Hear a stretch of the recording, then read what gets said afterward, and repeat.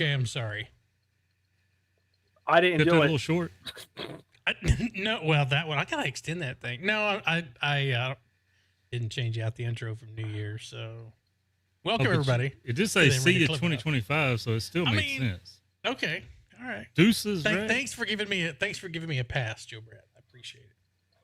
How y'all doing? How's all right? How you're you? Six days into 2026. That daggone emoji button.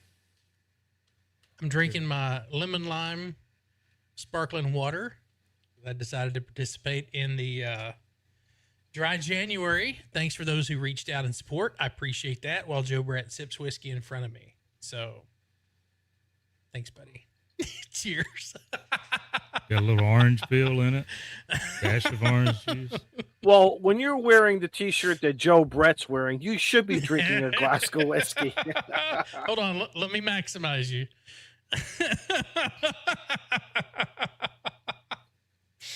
So for those of you who are not familiar, I think all of us are blocked by some ham radio YouTuber. So I don't think he knows me, and that's fine. I mean, is that a bad thing? You gotta get to know him, Izzo. Yeah, I should go ask him to photo with me. Well, what's bad? I used to not live stream with him, but when I was big into live streaming, he was live streaming a lot too, and we were networking, right? And, you were networking. We're keeping relations, from the bird. All right. And then someone Huntsville shit. Yeah. And then someone sent that broke it. And then I think it was someone sent him a package. That was put a bad look on. That was face. a lot later, though.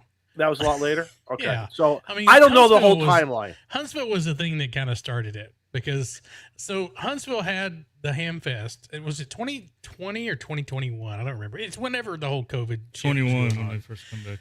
Yeah, and he was just I think his video is still up where he was just all up in arms about how irresponsible it was to have an event and blah blah blah blah blah. And I was just like, come on, dude. 2 days before the event, just don't go. Go buy another billboard. Yeah. People like him, this is what I've taught my family. Okay. Excellent, Plasma. Thank you.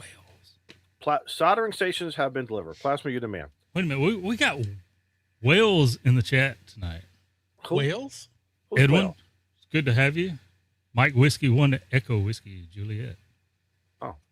And then there was where was our other DX visitor? Bahamas. GLCA. Oh, I saw the flag. Welcome everybody. Excellent. And before you continue, shout out to everybody in green, channel members. Thank you guys so much. I haven't seen the shout out chats yet, but I'm sure they're coming.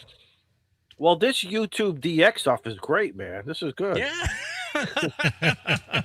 All right. Worldwide. So here's the thing. Okay. So here's the thing about this guy, LC. You're entitled to your opinion. Absolutely. Opinions are important. That is why Liberty Cave. It is even here, man. Go to history of the United States. Why did we left the British? We had different opinions, or certain church groups had different opinions than over here. And somebody said, let's get on a boat and let's go this way. Okay. We'll follow the gray line, they said. But you didn't know that. They didn't know that. The captain, he wasn't following no North Star. He was following the gray line. Following the gray line and I get it. So it's like I tell my kids, you are entitled to your opinions while you are inside this house, around the dining room table, outside on the back porch with a cigar and with me. And because all the kids smoke cigars.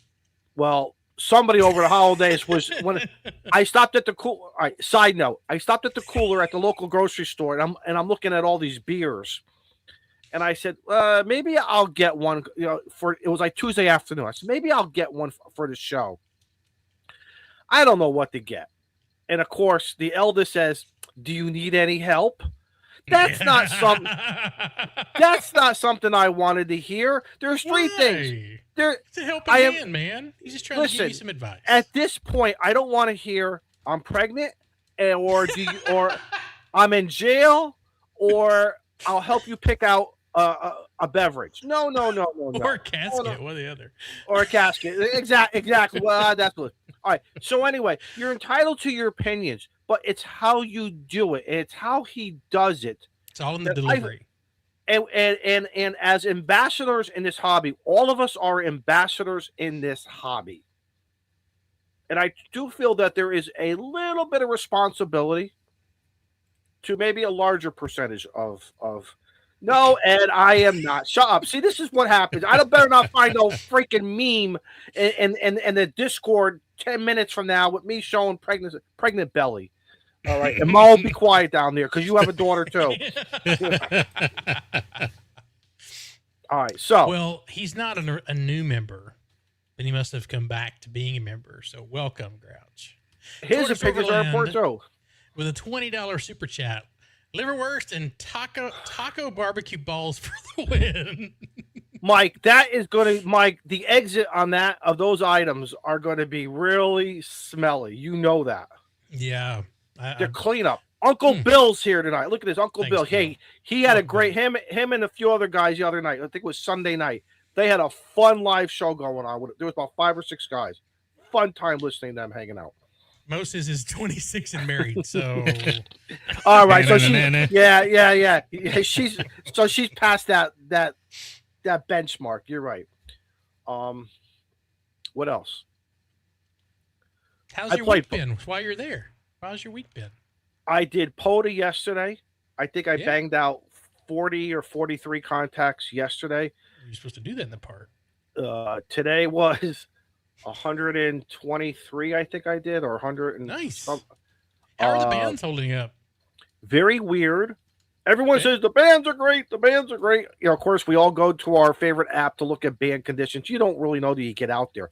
Well, the best place to go is the Clubhouse website for your that is true. Needs. But you even still have to. You take that with a grain of salt, though. Exactly. But it was fun. I used various antennas over the last 2 days, and between the ATOS, Reliance K, and the spool, and all of them performed incredible.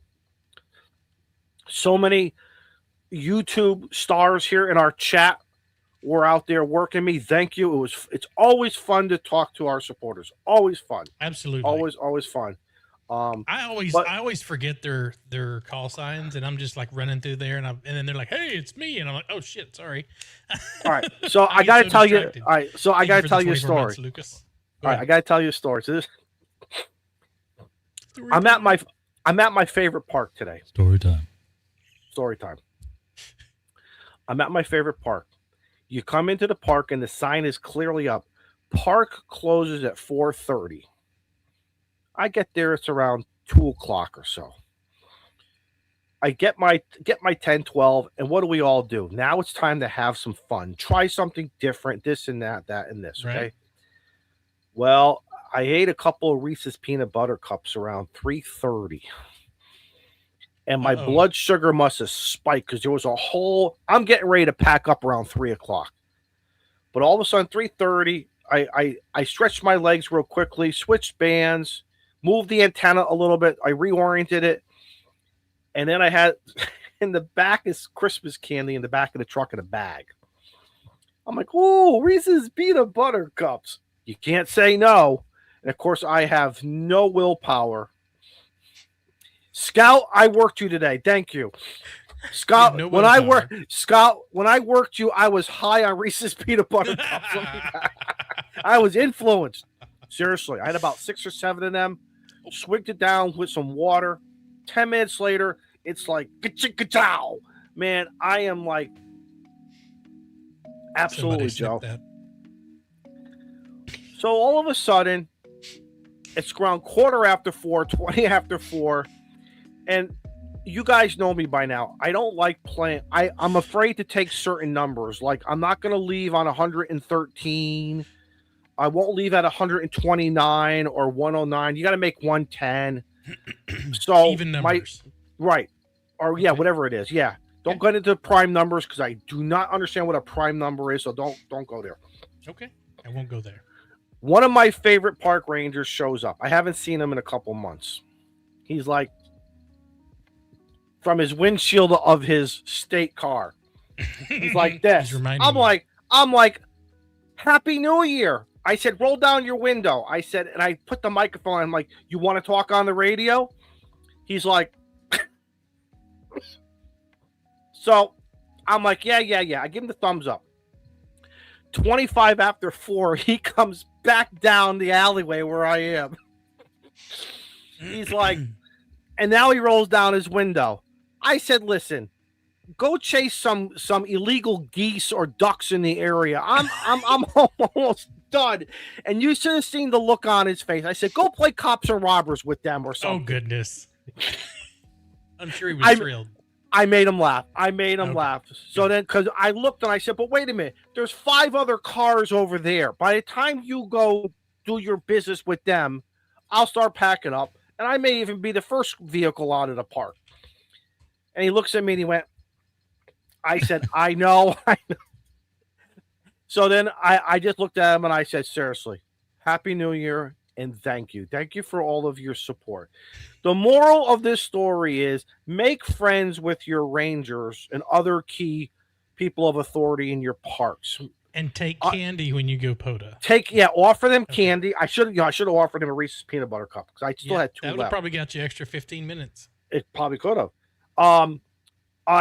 One of the things I personally have always done on various times of obviously we explain what we are doing, but a lot of times I'll bring them. Come over to the radio. Let me show you what I'm doing. It takes any mystery if there is a suspicion. And like today, I'm like, you want to talk on the radio? And I'm like wiggling the microphone in front of them. And of course, I get this. So I'm like, yeah, I know. You got to get home to pot roast. Don't worry. I'm getting out of here. So, and then I made him laugh again. So, Scout. There were 2 left in the bag, and I ate them on the way home. But no, seriously, thank you for all of the hunters and the parks today. Over the last 2 days, I needed this. I personally needed to get out in the parks, and I started hitting the books and the study material for chocolate. Well, that comes with it. And I needed to get back on the stick of getting my extra, and I have accomplished those. I have accomplished. I'm not going to tell you where I'm at. I'm not going to tell you. Well, you guys know where I was as of last week, right? But I'm doing something a little different. Okay. And thank you. So don't ask me any questions. Such a great segue. Give it to Joe Brett. Yeah, I don't know what's going on with my ham alert. I see right here. I can pull it up, and that's all Izzo. That's the only one spotted today on my ham alert. That's all Izzo all the time. And so it ain't gonna focus. Did that show me? Wait, that just showed me on what 20, 40. Those are the only 2 bands I spotted myself on. Yeah, that's it.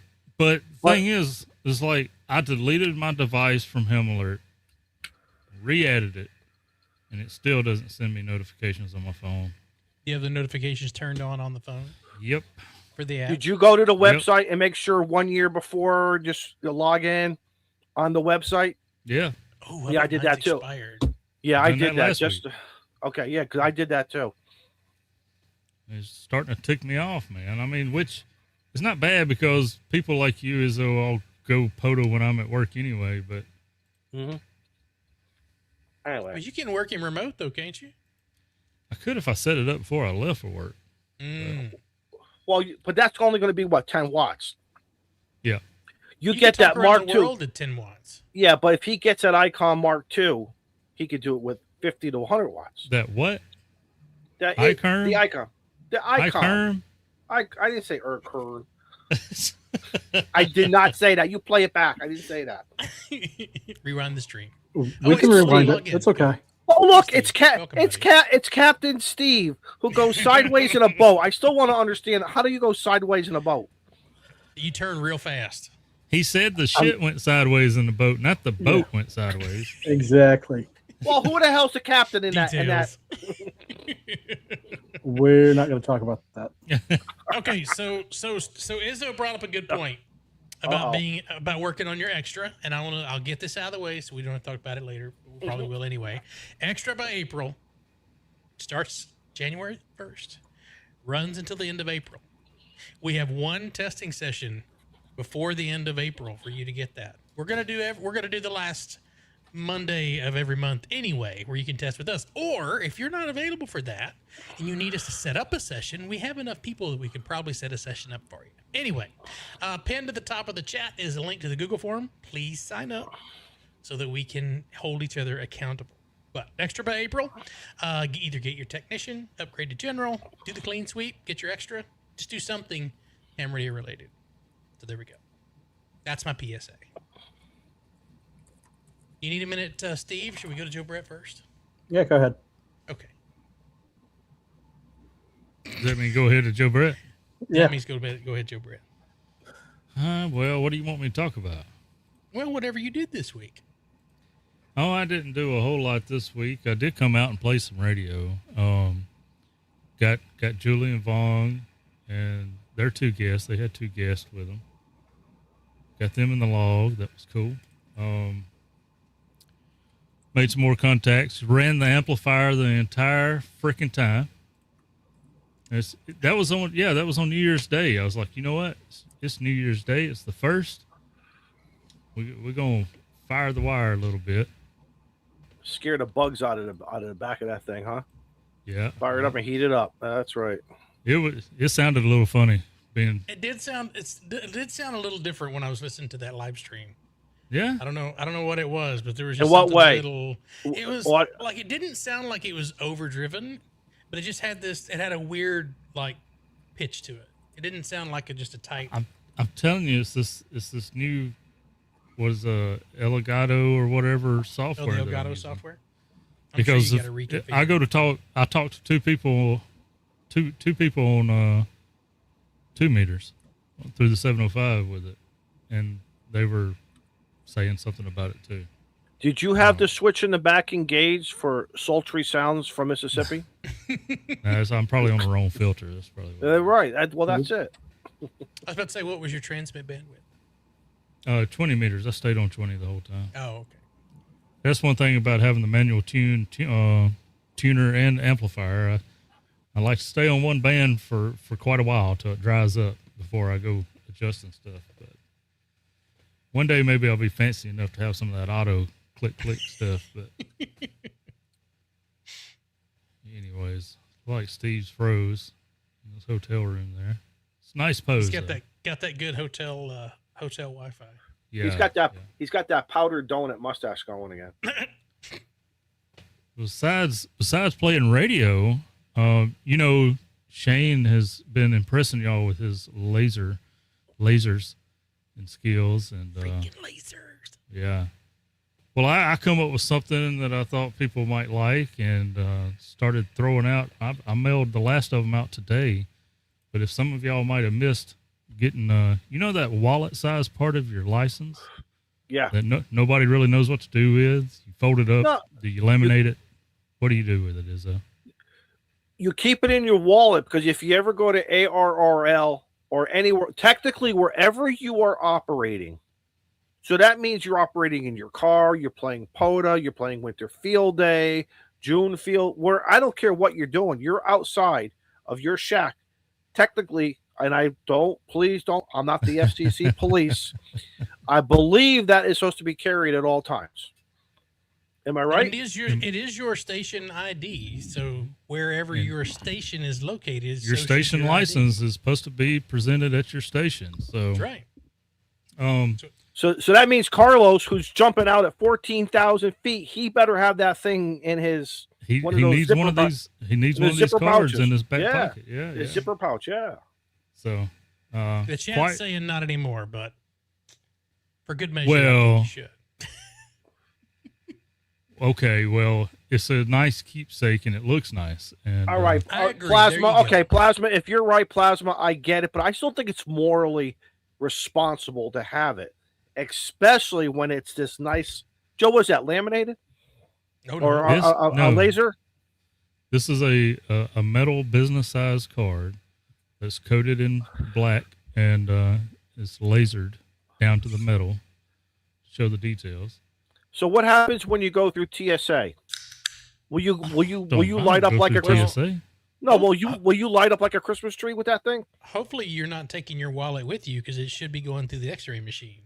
Just saying. Oh yeah, Right. you're right. Yeah, I'm sorry. You're right. Disregard. You're right. No, I forgot. I haven't been on a plane in years, dude. And they'll probably just think it's like one of those RFDI blocking things or something. I'm sure Yeah. they're used to it. It wouldn't be no big deal. They may want to look at it, but and then they may want one. So talking about wanting one, I've shipped several of these out. A lot of people's liked them. It's front and back. So I think this is like the back side of it. The other side's got your actual call sign and your address and all that stuff on it. I like As it. it is. So It's very professional. Fancy, man. It's very hit me up professional. if you're interested. What camera am I on? If you're interested, hit me up. I'm thinking I'm doing these for about $15 shipped, straight off the board. So, because shipping ain't cheap and kind of pisses me off. But I had an idea for you, Joe Brett. okay, If I have you an were idea, to too. If you were to get 2 small pieces of cardboard, or maybe 2 QSL cards, and put that in between them so that when they bend an envelope, it doesn't bend the card, you might get away with shipping that with a regular stamp because it doesn't weigh much. I thought about that, and I just really don't want it to get bent up in the machine. But that's a good idea. So this is what I done. The ones that I shipped out, they got a little extra knick-knack from me because I knew I needed something to keep this thing from being bent. I wanted it pristine when it come to your mailbox. So what I done is when I got through lasering the metal card, I used whatever side that I was finishing up on. I would use that same side and cut out the same thing, but cut it out in a piece of basswood. Oh, that's cool. Yeah, that's like 1.5 millimeters thick, but it doesn't bend. That's a good idea. And I bubble wrapped and taped it and put it in a little bubble envelope. And that baby's ready to bounce around the mail truck for miles. Can I order one that says like Elvis Presley or, can I get something? You're paying for it. I don't care what you want. So, how do I take this off now? There we go. Is Steve with us? Thanks, Wait, Jody. Steve, I move don't your know head. if he is or not. I think he's frozen. Again, he's trying so hard. He probably should switch to his phone's hotspot. I agree. You might want to put that in the Discord if he's reading it. No, he's probably saying a lot of so words right now. I'm sure he's saying quite a bit. While we're waiting on Steve, I guess I can go.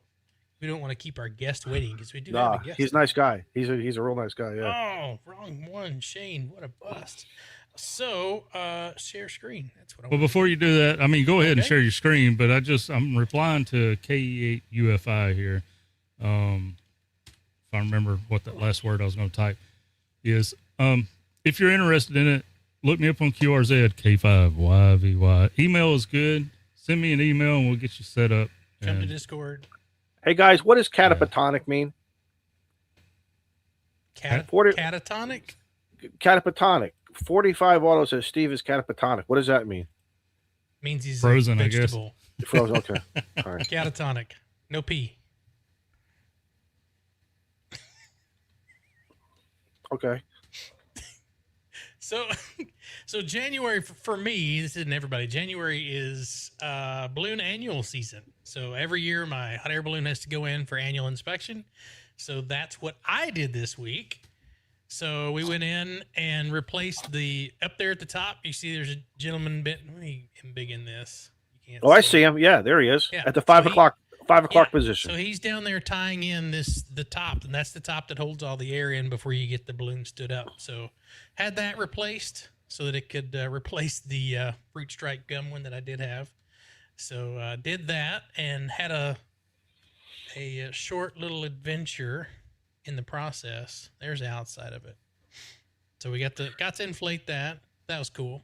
Does all that twine get like? Do you say like once a year we're going to just strip out all the roping, the twining, and just? No, as long as it's when we go in and inspect it, as long as all of there's no tears or anything like that. You don't see no fringe or anything. Yeah, no. But I'm talking about any of. You can't break the surface of it. So like if you see like if it's rubbed up against something and it's frayed, it has to be replaced. But if it's as long as the outer casing's together, it can stay in. Then I had another little adventure while I was coming back from said inspection. I don't know if y'all can see that, but my trailer had a oopsie. Well, that'll lower it by a few inches. I was just going to say, what do you become, a lowrider trailer? We used to do that in high school, man. So, Joe Brett, that would be an addition to your lowrider. I can lower your truck for $20, man. Yeah, snip, snip. Bring it to the house. Let me get the saws off. Exactly. I heard. I was just driving back. I went, got gas, was getting back on the highway, and I just heard this bump. And I was like, what the heck was that? I looked back, and the fender was kind of facing the direction that it normally doesn't face. And so I pulled over to the side and looked, and I was like, well, all right then. So I got 2 of them down there. So that's going to be my weekend project, is replacing those. Where'd you go, Amazon? Trailer back in. Yeah. Yeah. Seriously, it's Amazon sells a 3,500 pound axle. So Amazon sells that stuff? Mm-hmm. Yep. Damn, they sell whole everything. kit. They sell it all. Damn, Amazon. Yeah, 4-wheeling redneck says, "Oh snap!" Literally, yeah, Literally, it's not, right. not a good thing. So I'm gonna go check the chat and make sure Steve. Hold on, Steve. Well, he Steve's in checks here the complaining chat. about the. He's complaining about. While you check the chat, there's one thing I forgot to mention about those cards that I presented to y'all. Some of us have amateur radio license and GMRS license. So I had one customer that had a great idea. So I put one side of it was his ham license, and the other side was his GMRS. Oh, I like that Well, ain't idea. that fancy? So it's kind of neat. I got that too. So. All right. And the reason he said, I was like, that's a good idea. And he said, well, that way it's easier for me to just pull it out of my wallet and remember what Flip my it call over. sign is on GMRS. And I'm like, I can't really tell you what mine is off the top of my head and be 100% about it either. So You got to write it down on a piece of paper.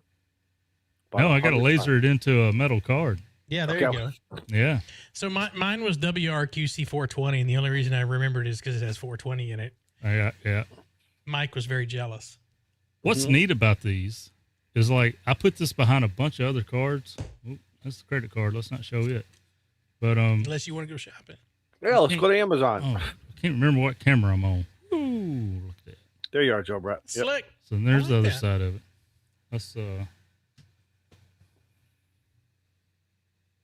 That's a good idea, Joe. It Brett. is, I yeah. like that. And I bet There it you got even more than one color too, don't you?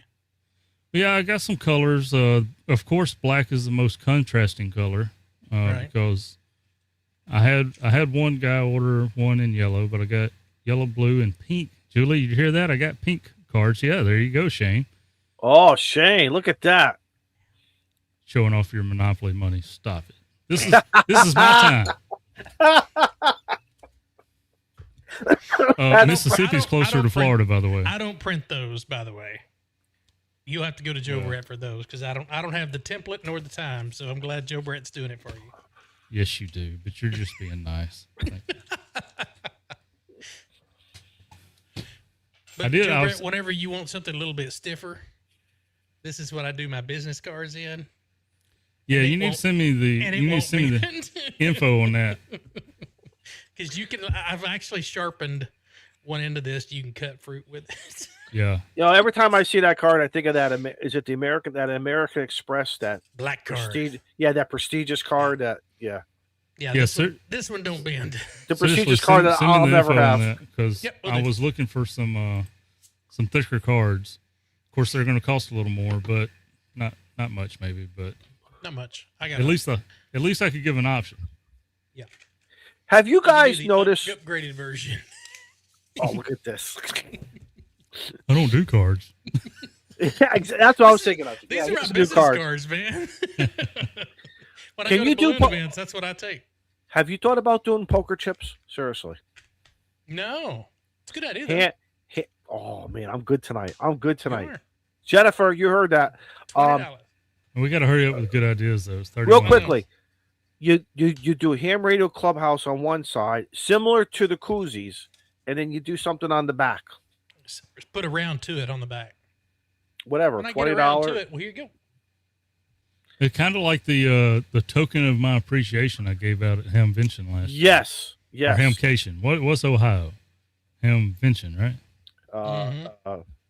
Yeah. Scout says challenge coins. So mine were a little too small to call it a challenge coin, but I didn't have a laser then, but I had a local friend do it.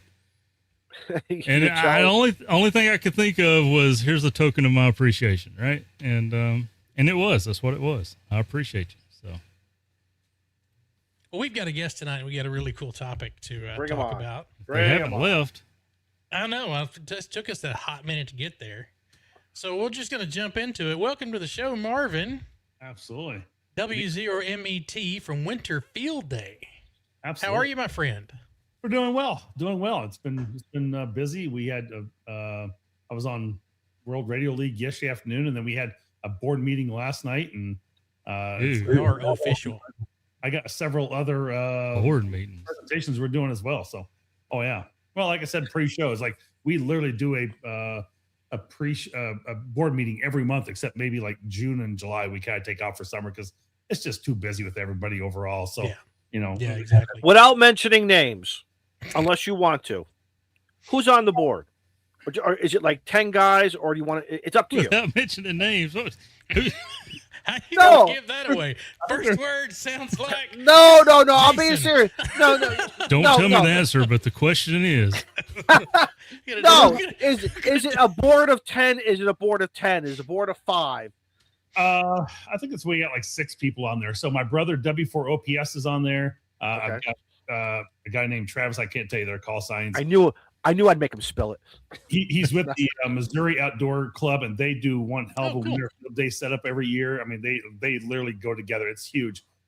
We've got a guy out of he's now in Fort Leonard Wood. He's a military guy. Mike, he does a lot of our social media stuff. Craig is out of Texas, Austin, Texas, and he's our treasurer now. Jason at Ham Radio 2.0 is on the board. He's been on there since kind of the beginning. That guy. So, and then I'm trying to think who else we have. Well, Marvin, in all seriousness, thank you to the board. Thank you to, in all, we like the kid, rib punch around here, but in all serious, thank you to this group who probably took an idea and said, you guys are probably sitting at the diner one time. You're sitting out, hanging out at the bar, wherever, in the back of something, and said, sitting on the tailgate saying, I got an idea and let's do this. And now look where it is. And congratulations, because it is, in my opinion, one, besides POTA, it's one of the greatest fun events, and you can challenge yourself in any way you want. That's what I love about this thing. That's exactly right. That's one of our goals. That's kind of our thought process behind that, is to be able to give people an opportunity to work different things that they've never done before and practice some of their ham radio skills. And that's what we had it. The first year we kind of left everything in place, just kind of let it go to see how it would go. Then we took bonus points away. We caught hell for that. And then we brought back. We did. People just bitched up on one side and down the other. But then we came back and we did the objective number multipliers, started last year. And so we started doing those, and you can get your I'll call it your bonus points based on completing these field objectives. And that's been a really success. I think we've had really good luck with that. And it's been really good to see people going out and trying to do something new. And each year, those will continue to change. I mean, some of them are the same every year from year to year, but they're not the same every year. So right. So give me a little rundown for those who are either new hams or new to the hobby, maybe old hams that are coming back. What is Winter Field Day? So I always like to go on my website and read kind of what it is, but it's basically a income emergency communication skills day. That you can go out and test yourself to see how well you can do through endurance of lasting in the cold weather. It gives you an opportunity to really test test and challenge your system of your radio. We know that batteries are great in cold weather, antennas can freeze up. cables and other things are maybe a little more brittle, a little more challenging in cold weather. They don't like to bend and flex like they do in 80-degree, summer days. So it really gives you a chance to kind of figure out what you can do, because we know emergencies don't happen just in summer and summer degree days. And so, it gives the people from all levels an opportunity to go out, and we are open worldwide as well. I mean, we literally have people around the world that do participate in Winter Field Day, which I think is really cool. That's And fantastic. We have a group this year we're working with, a squirrel moment here, I guess. That's, you guys are known for that, so that's good. Is a group in Ireland that has reached out to us, because we did our first time last year was the Winter Field Day broadcast message, kind of what they do in the summer, but ours is much shorter and sweeter, and it's easier to copy. And so, anyway, don't be a jackass. And we broadcast message over here in Europe, and actually in Ireland, I should say. And so they can transmit over to Europe. So they're going to using full 1,500 watts. We got the permission and power to be able to do that from the Ireland Com Regulations Group, which is something like FCC. And they were able to get that. They worked with us to be able to get that. And so we're going to have a broadcast message coming from Europe as well, besides the stations that we'll have here in the U.S. doing that. But again, it's kind of cool that we can do this worldwide and really have participation from around the world with people, and again, all class levels. And if you want to go out and operate a satellite or test WindLink or set up multiple antennas, you have the opportunity to go indoors, outdoors, home, or mobile. And mobile is anything from a boat, a plane, an RV, a camper, whatever. If you want to put yourself a balloon, Red Flyer wagon and go mobile, then that's mobile. So that's hot air balloon mobile. That's what I'm thinking. Hot air balloon. Hey, Marvin, got to ask you. So, based upon what you just said, when you guys, when the event is all over, 30, 60 days into it, you start reading all the logs and the pictures and the comments back. Off the top of your head, can you think of what is the most can you say, oh my God, these guys were operating 10 below zero. These guys were doing 95-degree weather. These guys were in the desert, an Amazon tropical forest. Anything crazy come off, near a volcano, anything near that you could think of exotic, unique locations that hams go to the extreme to participate with this event. There's two things I can think of most notably. One was there's a story that's out on our website. You can go in under resources and news. It's like Missoula, Montana. And those guys were literally setting up shacks. They had like a trailer with a tower trailer that they folded up the tower and everything, and it went up in the air 30, 40 feet. They're up in the mountains, like 12,000 feet or something, and they're operating Winter Field Day. So I think that's pretty extreme. I think that's pretty good. The other one was a little shout out to Cody Beer. Sure, know him. Yeah, a lot of people, I should know his call sign, and I'm drawing a blank on it. But he operated last year in his clam ice house with a hex beam out on a lake just outside of his house, and he made like 1,200 contacts in like 24 hours. He just rocked it. It was just cool. That's cool. Yeah, I think it was really cool. So the fact that you're out there just doing that for that long of time, making that many contacts, I think that was pretty cool. I interviewed him on my podcast channel, and it was really cool. So I think W5 also did, or Q5, I guess he is now, did an interview with him as well. So, but cool stuff. It was really neat. So those are the two most notable. For those in, I'm going to call it Ham Radio 2.0 in Galveston, Texas, working on the beach down there. So it was a struggle for us for Winterfield Day. The struggle was keeping the beer cold. Yeah, that beer in the red Solo cups did not freeze over, did they, Shane? The Gatorade. Sorry. Yeah. Well, so it's funny because one year, because I always come out here. To the tent. Well, not every year, but most of the years now I have. I was low on propane, and shame on me for not having my tank. Good thing the place. So I stopped what I was doing, ran down to the propane store, and then in 90 minutes later, I was back up and running, and then available for the Sunday day. But man, it just teaches you. It just teaches you. Just when you think you've done it so many times, I got this, and that one little thing. I could have gone inside if I wanted, but I didn't want to go inside. I didn't want to change. And it was like last year where I had my trailer for the first time. I had it fully insulated, the whole 9 yards, and I had set up and ran everything at home prior to make sure everything was working with the radio and the computer, and everything was working fine, all tested.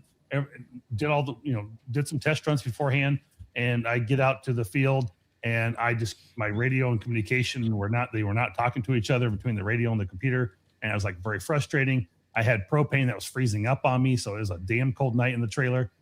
So it was one of those things where he's like, okay, I need to go back, and I did a whole after action report. I know what I need to do. I know I need to correct, and you learn from those things. And so even though you think you have everything right and you've got it put together, when you get out to the field, something changes, and it's just like, I don't know what it is, but it's Murphy's Law, and you got to adapt and overcome and make it work. So absolutely. Even this summer, I mean, I was on, it's sunny, and somebody, it was in Alaska. I was out on activation, and all of a sudden I had 2 batteries, one for the little amplifier in my 705 and the other one for the 705. And the amplifier wasn't powering up for whatever reason. And so I had to pull out my little dirty fix plug and make it work. But, I was able to, I had tools and stuff with me. I had some parts to think about it. But again, I thought I had prepared for that trip, for that Alaska cruise I was on. And I was going to go out and do an activation POTA in Alaska. I wanted to get that off my bucket list, and something went wrong. So, but I was able to fix it and overcome it and make it work. MacGyver it. Yep, you had to MacGyver it. That's okay. Yeah, exactly. MacGyver it works. It works. Yep. So and that's what the Winter Field Day is about. It's going out and practicing and making yourself better as an operator and learning what's going to work best for you and what won't work. So, yeah. So what's some of the things that separate Winter Field Day from the regular ARRL field days? Are rule differences? What's the difference there? Is there any between the two? There is some differences. Obviously, our class of categories for home, mobile, indoors, or outdoors is very simple. We don't have these A/B battery, easier to remember courses to figure out. And it's like you have to read 20 pages to figure out what category class you're going to be in. You can really probably read a 5 to 6 page document and know a lot of our rules pretty easily. I think we're a little bit more relaxed about some of that stuff as well. The other thing is that we obviously have objectives where they don't have that sort of thing. The other thing I just drew a blank on what the hell I was going to go with that. Happens to me all the time. Right. Just watch the show. I mean, we do have the class and category. We do try and keep that the same because I think initially it was kind of just backwards. Like we called it class and category. They called it category and class. And because people got confused over that and they reversed it, I just said, you know what, we're going to make it the same as Summer Field Day because so many people get confused around that. And so we want to keep that the same. We do keep it to 100 watts as well. That is one of our conditions. I'm gonna actually go pull up the rules real quick, just because I'm thinking there's something else. But again, we are a little bit more relaxed. Like HVAC and lights don't count as if you're on alternative power, as long as your radio and your laptops and stuff are all on alternative power. If you have lights or HVAC, they can be actually on on a grid system of some sort to give you heat and that sort of thing along the way. The other thing is there like an exchange, like ARRL section number, stuff like that, or yes, we have the rack section to keep the class and category the same. So we use all the rack sections for ARRL just the same that are standard throughout. We do accept ADIF and Cabrilla formats both in our logs, and we actually go to I want to say Summer Field Day is only a 24-hour field day, and we've actually went to 30. So the reason we went to 30, we went to 30 hours last year. So when I moved out east in 2023, and we had field day in January of 24, it was like I kind of quickly learned that the parks out there close a lot during the wintertime. And sometimes they may open up and they they're open from like 10 to 4 or whatever. Well, we weren't starting till 2 p.m. on our start time. And so by the time the park closed at 4, you only had maybe an hour to operate out there in a park. And, right. You got the park ranger doing this. Yeah, Yeah, exactly. exactly. From his driver's window. Exactly. And Because you know he's not getting out of the truck. exactly. You got to get out of the truck. And so anyway, we said, you know what, we're going to back that up a little bit. So we extended it from you start at 11 a.m. now, which pushes it to like 7 a.m. on the West Coast. And so we went to a 30-hour a window instead, which gives people more time to operate, a little bit more flexibility in there to do what they want to do. You know, they can't get started quite early. If on Saturday, they need to earn in early on Sunday. You know, there's some flexibility for them to be able to do that. So I think that's a good thing. That was a good positive change we've had. Again, we keep it simple. All the bands are probably the same. We don't use work bands at all. And I think I don't know. I don't know how much. I've never really done much for digital modes through summer, but they do allow what we're not going to speak about, and we don't. For those of you who are wondering, that means FT8. You cannot do FT8 during winter field day. Yeah. You'll never do FT8 during field day, so try to do FT8 during field day. Don't talk about FT8 during winter field day. There we go. Right. Period. Period. Hey, Stop. Marvin, guys are asking in the chat. Now, it seems like a lot of the logging programs, the ADIF logging, have all now supporting. Is that correct? The format for winter field day? Yes and no. We have actually confirmed and verified that the loggers for N3FJP, World Radio League, AM2K Portable, Hammers, N1MM, and I think this says DX log, so maybe that one is too. But those all actually export the proper class and category in a ADIF format. They actually export the proper information in those loggers for those software developers that have went out there and built those.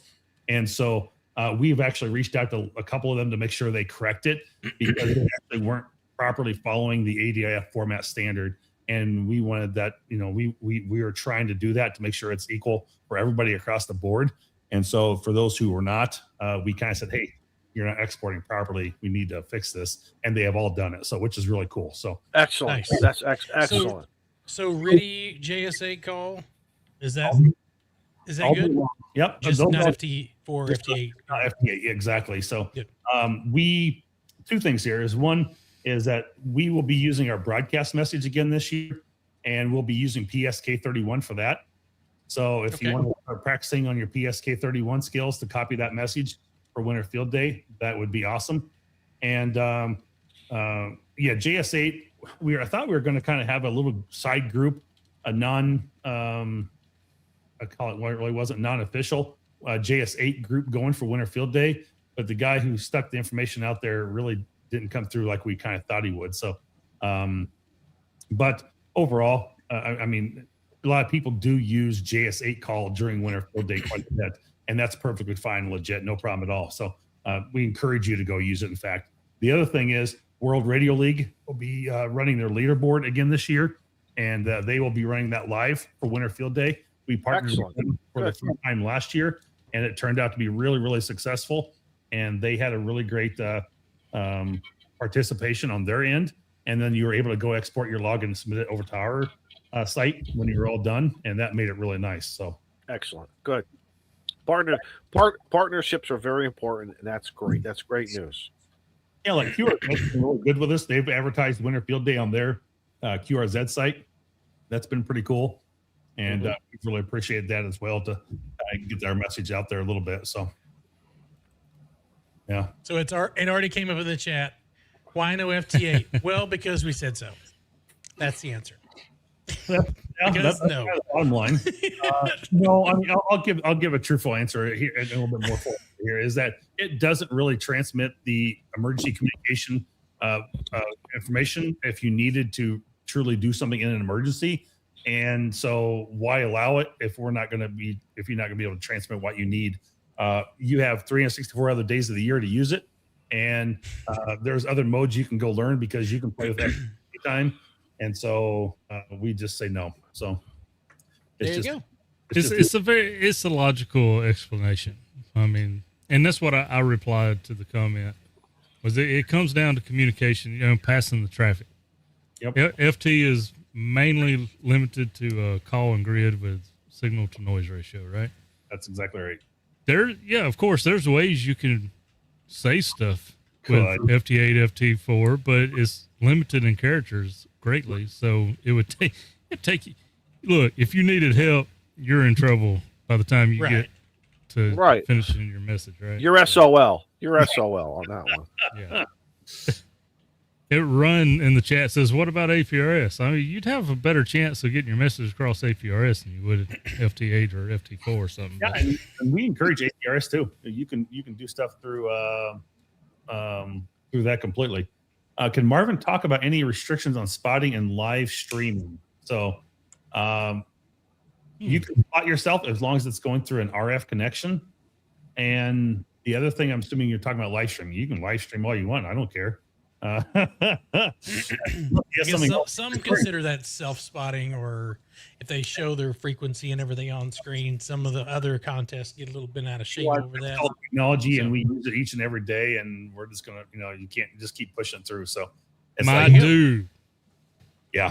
So like a lot of us, I remember when that first come to fruition, where people started getting hit with, well, we're moving your log to a check log because you're disqualified because you self-spotted and this and that. You was live streaming. Everybody knew where you was at and stuff. So you started seeing a lot of us that live stream contests and stuff start putting a black box over the frequency or just not showing it at all.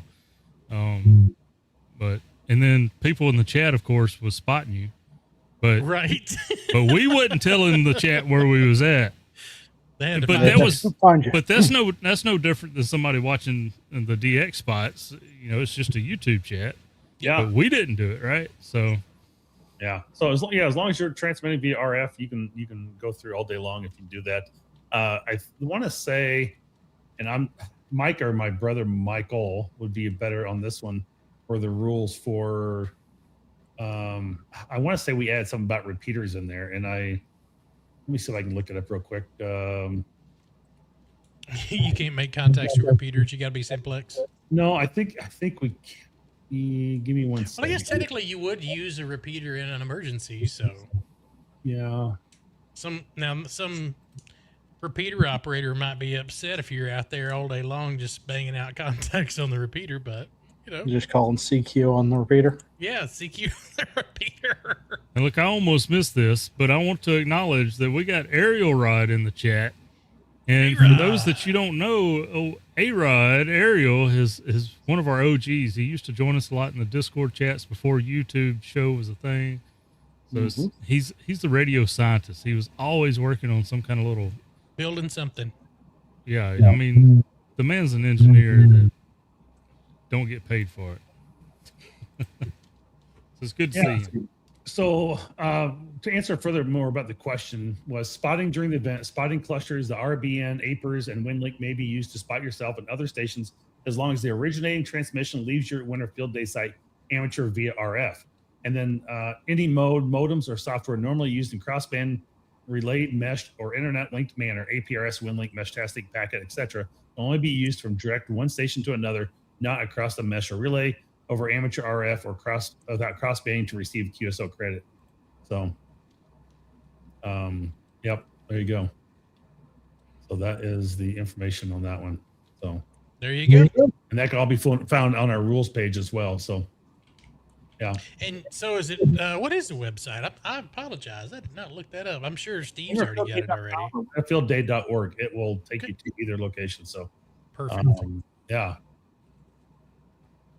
And we had a couple other questions in the chat. So I'm going to try to bring those up.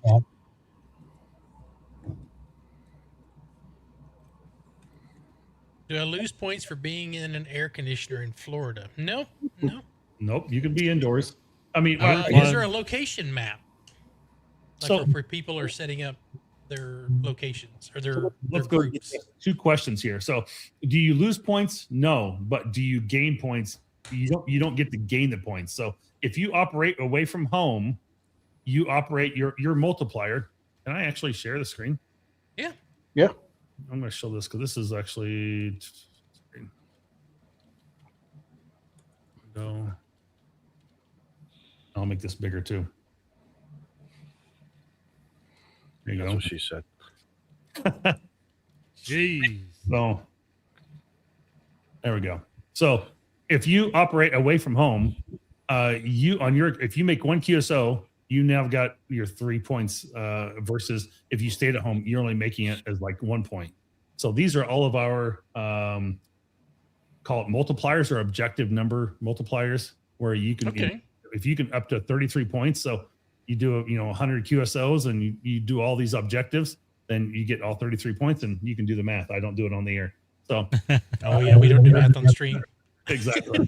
So, but these are all the different additional things you can do to earn additional points per se. You can find this in our Winter Field Day webpage under rules. So Traveling Ham says define home, and that sparked an idea in my head.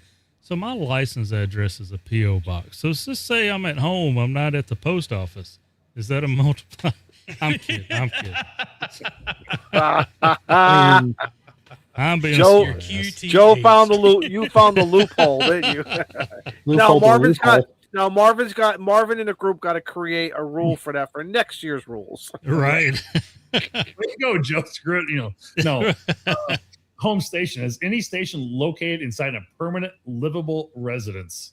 So Marvin, I got to tell you, I like my over shack's years, not very livable, and ain't got a bathroom or running water. So. In all seriousness, they have clarified a lot of the language over the years, and I understand why. Because you put 3 hams in a room, and they can read a sentence 3 different ways. oh yes. So I'm very happy, because nothing is worse on the Facebook page and all these other locations of everybody. Well, if it's this, but I'm here in the house, it doesn't have heat. Everyone turns it into.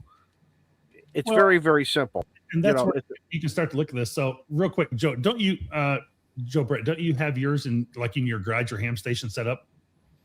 My shack is a 8x12 shed that's 5 feet away from the side of the house. So that's not a permanent livable residence. So you would qualify as an indoor station. That's my dude. I'm taking y'all down this Winterfield Day. Well, that's inside a home. It's not a permanent livable residence, but it is inside an insulated, weather-protected building or structure on a permanent foundation. Boom. So you're perfectly good where you're at. You're just an indoor station, which I probably will be an indoor station myself this year. See, I have to go tell my wife, thank you for not letting me set my station up in the house. You got me a multiplier. Well, I don't know, because he's got permanent antennas. Well, he's gonna have to set up. He's gonna have to set up a side antenna. He can just roll it out the side door and dude. out there. I got all this portable stuff I can just throw out in the trees. Run up a mast and out to the fence and run a wire out to it, and you're going to operate Winter Field Day. Right. Call it a day. Keep it simple, stupid. The KISS method works. Exactly. And like I said, I like this one right here, a mobile. These stations are operations from a mobile or potentially mobile structure like an RV, car, a van, sailboat, cargo trailer, mobile ELC, bus, plane, etc. It's like pretty simple. So it moves, it's mobile. You mentioned mobile. That's my plan for the Mississippi QSO party. Yes. I've been studying this. There's some folks I don't understand how they get the points that they get in the QSO party. Because they're mobile. Well, no. The ones that I'm talking about is not. But the guy that goes, there's only like one guy that goes mobile during the QSO party, and he gets a plaque.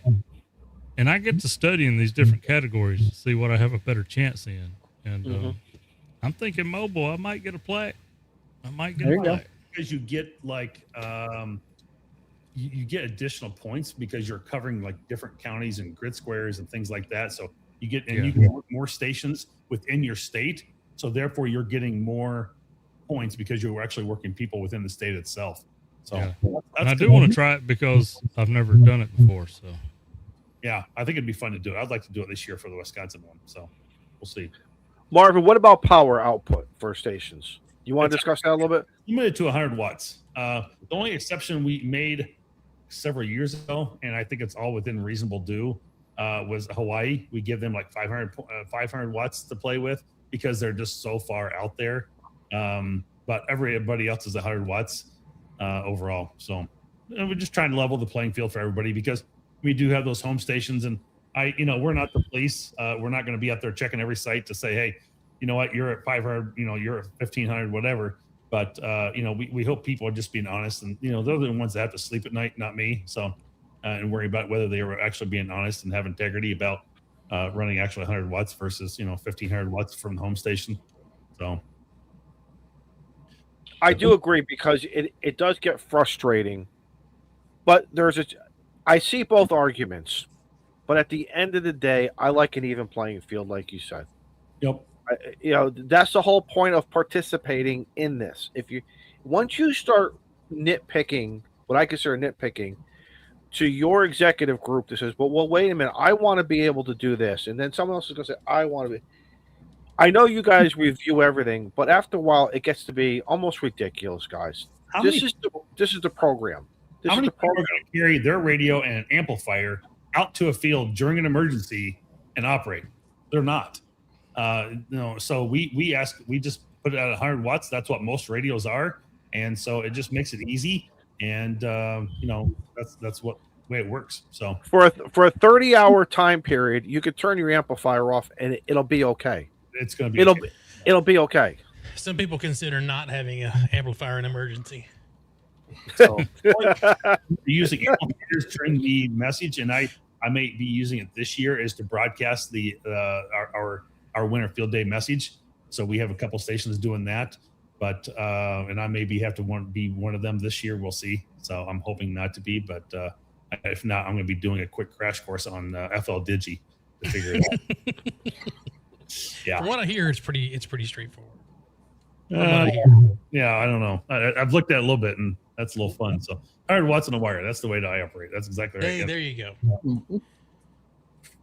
Interstellar Starman. He agrees with you. Yep. 100 watts in a wire. I saw that. It's like, I agree. And the fun part, Marvin, is we all, now that I feel we've all been taking various deep dives at antennas, from wires to hex beams to the traditional, beam and Yagis. This is wonderful. This is what I love about field day. Every year, I personally choose a different antenna to, that day of, set it up, whether it's 40 degrees or 20 degrees. Either way, I'm set. I love it. I love this opportunity. Yes, you could do it with QSO part, and maybe we all should be doing it more like that. I don't know. To each his own. I'll salute. Do whatever you want to do. But for me personally, I love this opportunity of taking an antenna that I haven't used in maybe a couple of months, to something that I bought or was given on the shelf, pull it out, use it.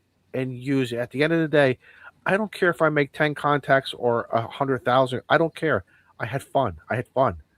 Yeah, it's we actually have. That's one of our point multipliers, is to be able to deploy multiple antennas, and we probably should actually assign more multiplier points to that one than we do, because we only give you 1 point for it. But it is good to go out and try different things, because we want to encourage that, because obviously, depending on which direction you run the antenna and the type of antenna, you're going to get different results off of it. Absolutely. So we want you to try it. Our buddy Salty Walt has the book about various antennas to consider. Go through Walt's book, or your other, resources. A lot of people run dipoles many times, and quite often, probably most of the time. I'm actually a big vertical fan for whatever reason. I love running a vertical. So, yep. Like some people like doing inverted V and fed half waves. I mean, exactly. Yep, and that's gonna go different than a vertical does. You're gonna hear different stations. I mean, it's just go out and have fun. And that's the whole don't point. Don't make it a contest. Enjoy the contest. Right. Enjoy the event.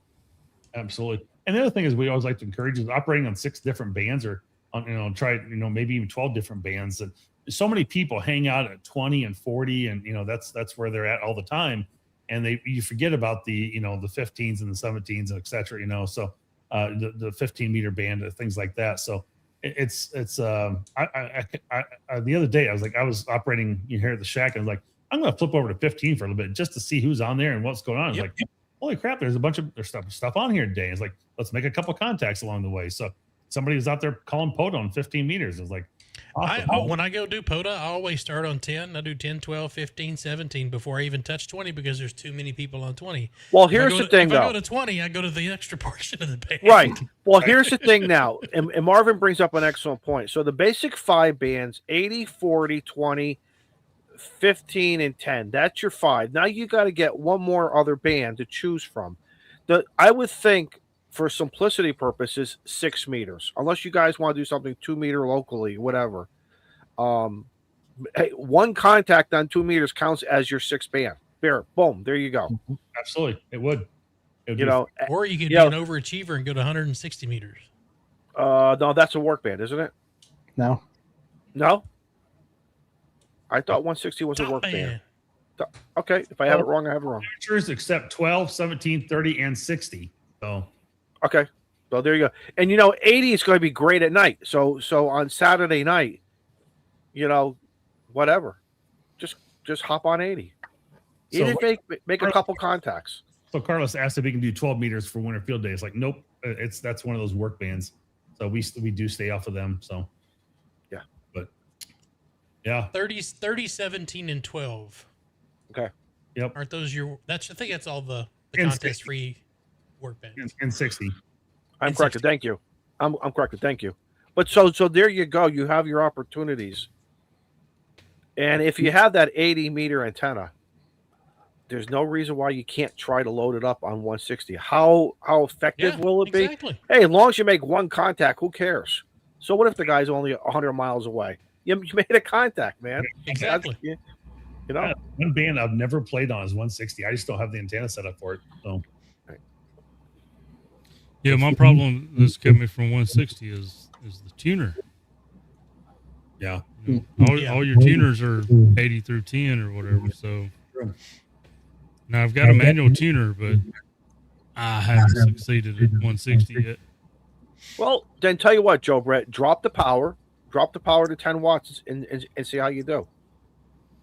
It can't hurt. I'm not saying I ain't never made a 160 contact, but I probably haven't. I haven't. I've only made 2 I don't have an contacts. antenna that long.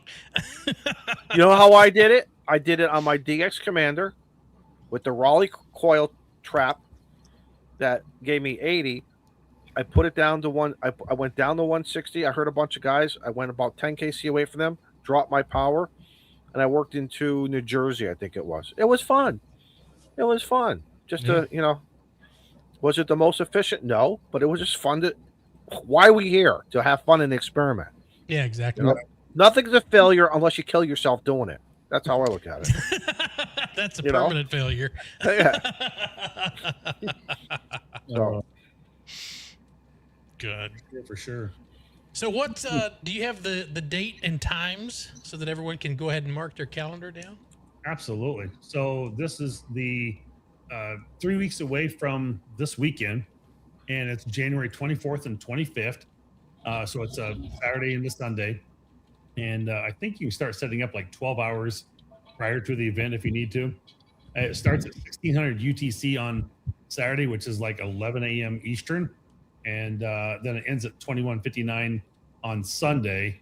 So, I mean, it like I said, it runs for 30 hours during that time. So you've got lots of opportunity to, if you can't get out on Saturday, then try Sunday, whatever. You still got lots of time during the day to be able to do it. So I think it's like 4 p.m., I think, is what the Sunday afternoon stop time is.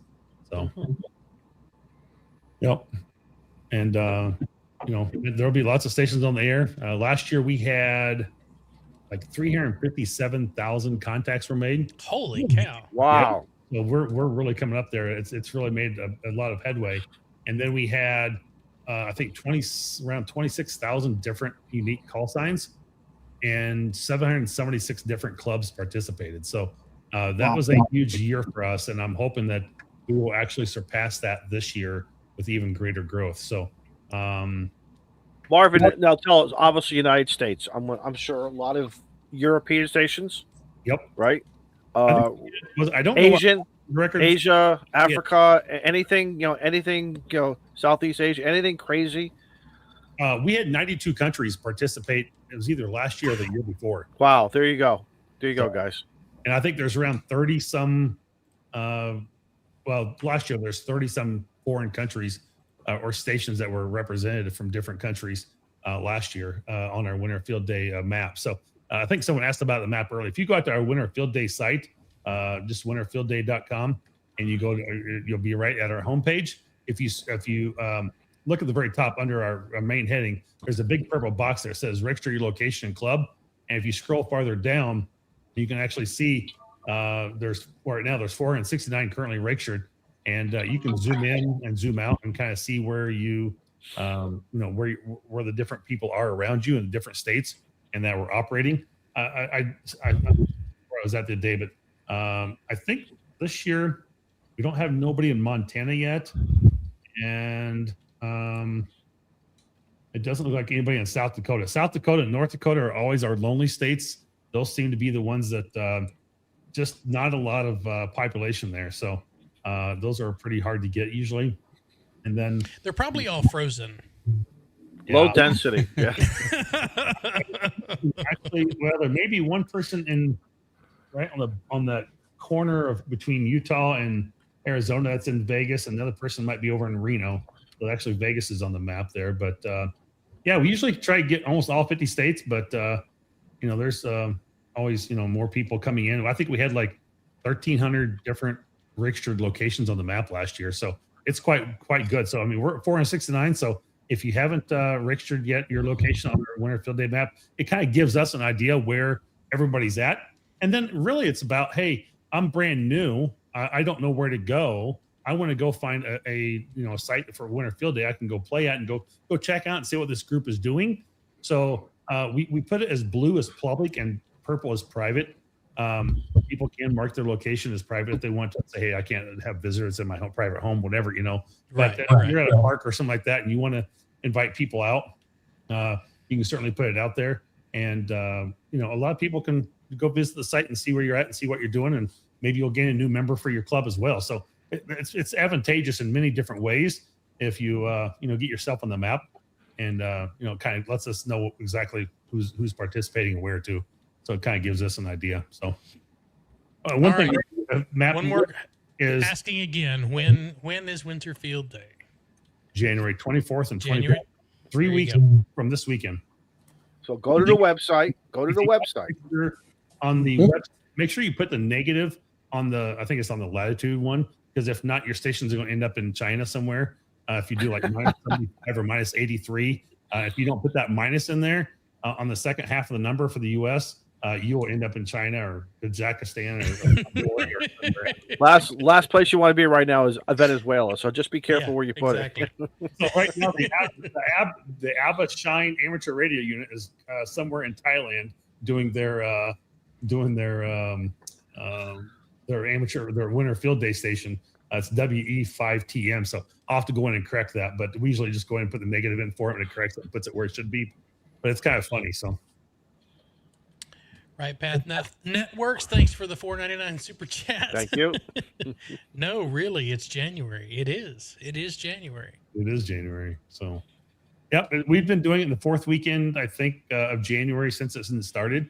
We're 19 years into it, and next year will be 20 years for Winter Field Day. So we're going to make it even a bigger celebration next year and have some really cool things going that we've thought about, and we want to add kind of an example. Like we'll have a slow scan television image showing our 20-year anniversary, so you'll be able to go out and pick up, so something like that. So just kind of one of the things we're looking at doing. So we may have some remote stations if we can get a group to do it for us. Have some remote stations that you can spell like the word winter or maybe WFD or something along those lines. So we're gonna kind of make it an opportunity to make kind of a special event along the same lines. I like that idea. You work the station and they're the Y. You work the station, they're the A. I like that. That's a very good idea. I like that. I in our Winter Field, I suppose, but if it'll be either WFD or it'll be probably winter. One of the two we'll probably do. So I like that though. I like that. So we're looking at a couple things like that. So kind of a teaser of a couple things that we're going to be looking at for next year. We'll have a whole new image. We for the first time this year, we did go out and do a T-shirt. So we have Winter Field Day T-shirts over on our webpage, and actually, I'm just turn my screen again real quick. You know, Marvin, my sweatshirt is so old I can't fit into it anymore. Because of the fat that I have, but it's still fun to put it on and just it's just a fun thing. I'm gonna make that a little bigger, maybe. Can you see that now? There you go. There we go. That's our logo for this year. The bear came off its skis and is now at a picnic table operating a radio with like a little tower in the back. That's cool. And so that's our field day T-shirt for 2026. And you can get all different big sizes for big people or small, for small people. And we've got different colors in there.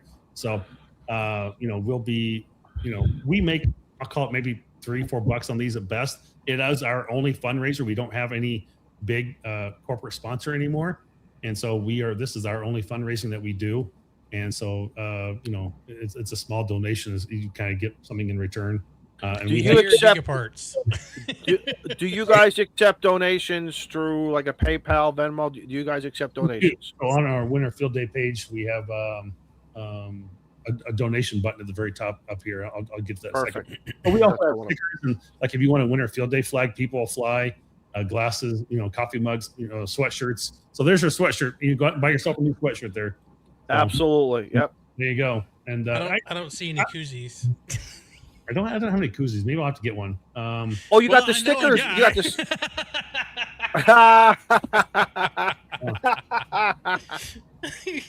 But I like the sticker for the go boxes and everything. That's good ideas. I like that. I wish I could get that price down, but because those are done on an individual basis, I don't have the die cut ones. Our stickers that we do are just square, but these are actually die cut to that. And so I like those quite a bit, but I haven't got them down in a price yet. So it's just one of those things that you kind of got to deal with the vendor as it is. But those are pretty cool. Again, it goes to a good cause. It does. Don't worry about the price. It goes to a good cause. Makes a donation up here on top of our webpage is a make a donation, and we have people donate. Quite often, like $20 or $5 or $50, something like that. So. If you make $100 or more, we'll put you on our webpage up front. Listen, I'm going to put out the challenge. Every participant, $5. If every single participant just threw $5, right? $5. $5. $5. Just throw them $5. It's very simple. And you can choose whether you want to pay the credit card fee or not. We're good with it either way. I don't care. It helps out. We do have kind of a little bit of a minimal operating budget that we use, but we have to keep, obviously our webpage up. We have to pay for server space, things like that. We have to pay for the hosting of the website. So we have some back end costs. We do have to keep up and run a little bit, but overall, it's pretty minimal that we have. So, and we're on. We have our own little help desk. We're doing a kind of like a help desk ticket queue now. We can keep track of our tickets or emails that come in, and we're on Twitter, Facebook, Discord, and Mastodon as well now. So we haven't put the Mastodon logo up there yet, but if you donate $100 or more, we'll put you down here on our club sponsors and in our list here. So look at that, Reliance antennas. There you go, boys. On there too. So So where do you submit your logs to? Or is that through the website, or is it just an email? Nope, up here, somewhere either probably in this location or up at the very top here, there will be a submit button that will go live the day of Winter Field Day. Okay. And you'll be able to put a submit log, and then you'll be able to go and submit your log from there. So that button will go live as of Winter Field Day, and that probably by noon or maybe that morning at midnight, it will go live. And we'll get that turned on, and then it will be up there for about a month. We usually say March 1st is our cutoff date. We did extend it a little bit last year because we had some issues, but we were probably one of the few groups that do accept ADIF and Cabrillo formats, and so we give you an opportunity to do either one. And I know our guy likes ADIF logs a lot better. But, it's so easy, isn't it? Now you just download it and push it over here, and it's done. If someone's using N3FJP, for example, and they're using version 2.6, well, he's currently out on version 2.9. And if they don't update their Winter Field Day logger for, I don't care if it's, Ham2K or if it's N3FJP, Hammers, whatever it might be, N1MM, they're using an old logger from 5, 6, 10 years ago that they've just never updated because they don't want to change, or they use the computer once a year for Winterfield Day only, then they, that's where it becomes a problem. So we get 15 different versions of N3FGP coming through, and the format or the again maybe the export is not the same across the board, and so we have problems on our logging on the back end, parsing that data out and trying to identify the different boxes, because ham2k identifies it differently than N3FGP than what World Radio Log does. And so we have to try and say, all right, well, this box, this field on this is coming in as X, and this one's coming in as Y, but yet they're the same thing. And so we need to, merge those data fields together. And it's a pain in the ass. I'll just put it that way. So it's simple as that. So yeah. Thank you, Andy Cowley. Have a great Winterfield Day. Brand new member. Cowley. You're not a new member. Let his vegan boy. Vegan boy has just become a YouTube. He must have upgraded. Thank you for your upgrade. Yeah. Good evening, Andy, too. So Yes, good evening, Andy. Andy's in every stream, regardless of what day it is. He's in every stream. Thank you, Andy. What else do we need to know, Marvin? I know you've got a really long drive tomorrow, so I do. Thanks for hanging out this entire 45 minutes or so. I'm glad to do it. Glad to be a part of it. So, again, we're self-funded. We are only making a little bit of funds based on, what we make off the shirts or other swag gear. We meet once a month. We take all your feedback that you give from the submissions, emails, and we, will literally take and construct that into a document, and we make those changes based on what people are, talking about, and what they have issues with, and things that. So we're always trying to improve. We're always trying to make things better, and we have continued to evolve as that time goes on, and I think it's gotten a lot better. And we've actually kind of cool on our webpage now through like our if you go out and look at our results page, if you click on it and you we have 24 and 25 records on there, and if you go look at the record, so I'm going to make sure one more time. Sorry, should have kept it up, I guess.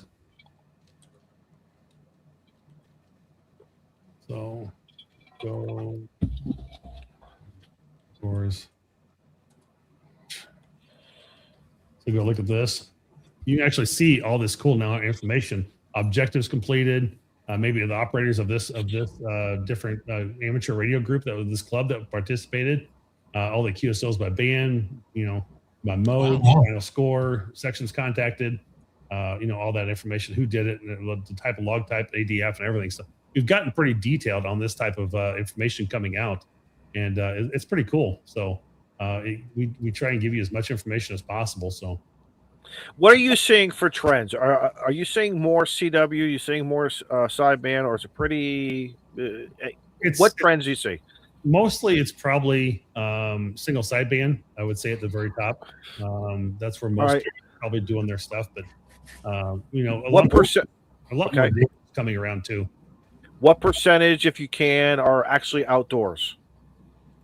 I don't know what that data from last year was, but I want to say that we had around 40% 2 years ago was our home users, and that was I wasn't very pleased about that. I was like, I'd like to see a lot less home. We're past COVID. Go out and enjoy the field. I understand there's those participants that are maybe more elderly. Maybe you just broke your leg. Something could have happened. You're sick. You're not feeling well, but yet you want to participate. You're going to have a home station, and we're going to. If you're going to have those home stations, you're going to have to depend on for emergencies anyway to make other relays or other information. So they are an important aspect, but we really do encourage people to get out and be outside as much as possible during this event, and that's where we want people to be. So, but it's on the smaller side for sure of what like home users. But it's I'd like to see the number even smaller. So good to get people out. So listen, guys, we found out earlier. This is Marvin. I think Marvin, you've been on, but we didn't realize you haven't been inducted into the Ham Radio Clubhouse. Oh boy, and that's just a crying shame. It is. Well, I'll make a motion. I'll second Can it. I get a third? Third. Whatever. Okay, there we go. Izzo's got to do. You've got to do the fire round. The lightning round, Marvin. Are you ready? I want you to take.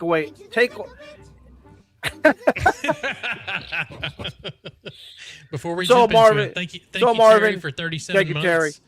And Prep Ham Paul gifted 10 Ham Radio Clubhouse memberships. Ham Thank Paul. you so much. Brandon Wynn, Night Monkey, I got to go over to the screen. Edward Raybold, Liberty Cave, KB7YS, Glenn, KE2, I can't read. Rob Schlegel, and Terry, and Old Stank Note. The old steak. KM4NXU. Thank you guys. Oh, Y'all say thank you to Prep and Paul. Thanks for the gifted. And thanks for the $2 super chat. Thanks, Dave. All right, so Marvin, this is what I want you to do. all right, here we go. Erase your brain from all winter field day.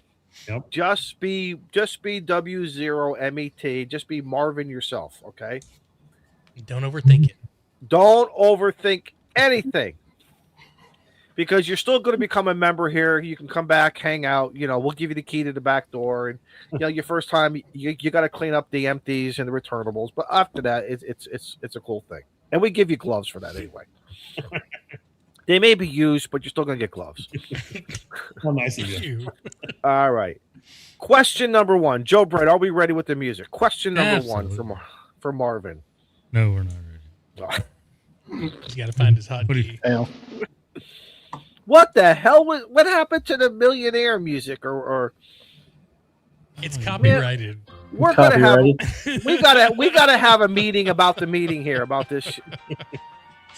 No. Okay. Joe, Marvin. Told you really- that one. You watch. It's going to Marvin, are you ready? I'm ready. All right. Chicken, fish or steak? Steak all the time. How do you Nice. like your steak? A medium well. It's a good medium is good. So Okay, I'll accept that All right. answer.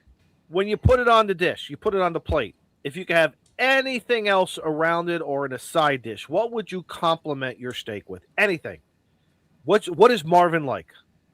mashed potatoes and probably green beans. There you go. Favorite ice cream Ooh. or your top 2 favorites? I was gonna say, I'd say my number one would probably be like Rocky, not Rocky, but it's called Moose Tracks. It's got like little bits of. Oh, yeah. Yep. Yeah. So it's kind of a chocolate, vanilla, with like sometimes a chocolate or a peanut butter in there of some sort. Mm-hmm. It's called usually Moose Tracks or something along those lines. So How do you like your ice cream? In a bowl or a cone? I'm gonna go with a bowl. That's the way to go. All right. And do you throw I'm anything a on waffle top? cone guy. All right. And do you throw anything else on top of it? Like Don't. any Jimmy's, shots, hot fudge, Cool Whip, or not Cool Whip. Jimmy's? What's Jimmy's? It's just it's it's a New England thing, I think. If I can get a Apparently. waffle cone, I'll take a waffle cone. But if not, I'll do a bowl. And I don't All really right. put any toppings on my ice cream. I want the ice cream because it's good. You want to mess up that ice cream. It's like putting sauce on a steak. You don't do Yes, that. exactly. I get it. So no M&Ms or crushed walnuts or anything. You don't throw it on. Favorite candy? Snickers. Okay. No Reese's for you, huh? No Reese's peanut butter cups. I will. Well, Reese's was top of the list. It's pretty up there too. So, but if I go to the store and I'm traveling or something, I want to get something. I'll 9 times out of 10 probably grab a Snickers. Look at Excellent. that stranger. Yep. Okay, you said Snickers. What's up, Adam? A frozen Snicker bar or a regular Snicker bar? Interesting. How do you eat a frozen Snicker bar? Oh, they're good. Very carefully. They're good. I mean, I've seen the ice cream Snicker bars, but like a regular Snicker bar that's Yeah. frozen? But then you take it out and you just let it sit for a few minutes, To and then suck you. on it for an hour before it thaws out. Well, I'll just keep my mouth shut on that one. So Then people are looking at you funny because why are you sucking on a Snickers? I take it regular. I'll call it. All right, you take it regular. No, I'm saying you walk into the gas station and you see the Snickers, but you know. I'll take it wet or dry. I don't care. Yeah, I'll take it just off the shelf. All right. What's your favorite snack, Marvin? Favorite snack. Just say barbecue potato chips. Well, see, don't give it away. Let the man think. Now you. So there is a. It's only in Michigan that I found these, but it is kind of a cherry barbecue chip, and they're very, very good. And they have a cherry barbecue. It is kind of a cherry barbecue chip, and I don't know the name of them right off the top of my head, but yeah, I can only find them when I go to Michigan. That's the only place I've ever gotten them. So, but they're very good. All right. Yes. And your final question: what's your favorite band? Favorite band. Don't overthink it. No, I'm not really overthinking that one. It's going to be along the country lines, and probably just because if I have something I want to go listen to, mostly if I'm just kind of in the chill mode, it's going to be like Alabama. Gotcha. There you go. There you go. Excellent. You didn't overthink it because everybody else would go, I like 20 meters. And what is your favorite ham band, or do you have a favorite ham band? I used to say it's probably going to be 20, but now it's either going to be 10 or 15. So I'm probably thinking more 15 because that 10 meters is so off and on. Yeah. So I'd probably stay with 15 more often than not. So that's where I told you I picked up and went to the other day because it's one of those things I'm kind of liking a lot more. So. Excellent. Yep. Okay. Excellent. Excellent answers. Excellent. But barbecue potato chips. If you came to my house and I put out a bowl of corn chips, potato chips, or regular chips, where does the hand go?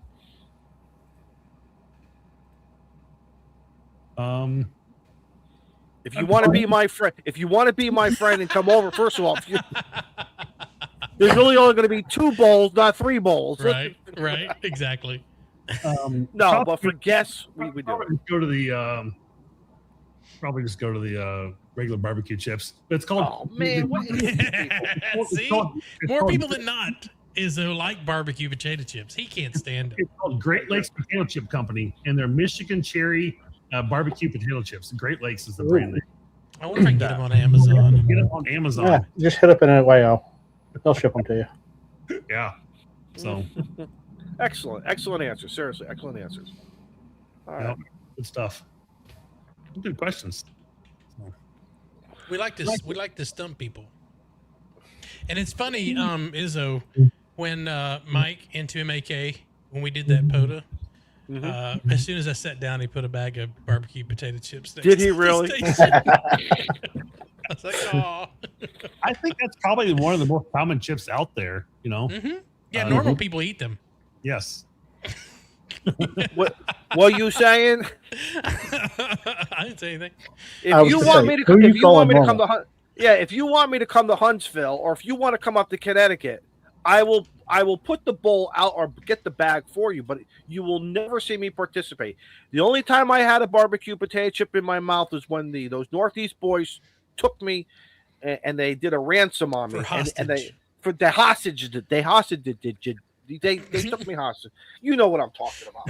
I can get 3 bags of this of the kettle cooked Michigan cherry potato chips for $26. There you go. There you go. Yeah. Or I can get 40 for $60. Pass them around the boys. Pass them around. Right. We'll send them all to Izzo's house. Don't you dare. I'll bring them over to the soup kitchen. I'll bring them over to the they'll go to the soup kitchen. Izzo did get a care package sometimes. Somebody send him barbecue potato chips. Mm-hmm. We should everybody on the stream should just send in a bag. Yeah, exactly. No. If you're going to spend money, my recommendation is take that money and give a donation to Winter Field Day. Take that money and do that. There you go. Yep. Do that. Look at Izzo. He's taking the high road. Yes, I don't want all that shit I don't want that shit coming to my house. My wife, he's gonna get like 300 bags. Listen. The great, just like every house, every time something hits the porch, everyone assumes it's all my boxes. It's not. When I look at the label of who it's going to, but right away I get blamed. I get blamed for it. It's the funniest thing. Mhm. But you guys start sending me barbecue potato chips. No. Save your money. Give it to Winter Field Day. I say that sincerely. Thank you, Izzo. Absolutely. So Anyway. Oh, that's good stuff. So yeah, it's going to be a good year. Like I said, we had 357,000 contacts last year. I'm hoping it's going to be even bigger. I mean, a lot more people participating, and a lot more opportunity for people. And you know, I think it has a lot of potential for a lot more growth along the way as we go in the future. And I think we'll be making even more progress. And again, next year is our 20th year, so we really want to go big next year. So it's a lot of good things to come. Well, we'll have you back. We will have you back in early January of the next year. Absolutely. I might have to participate in that one. I want to try this year, but I'd have a safety seminar that same weekend. Dude, you gotta do from hot air balloon, dude. That's what you gotta do. That would be fun. I can try. I need Jason to let me. We need to go back out to the ranch that he does it.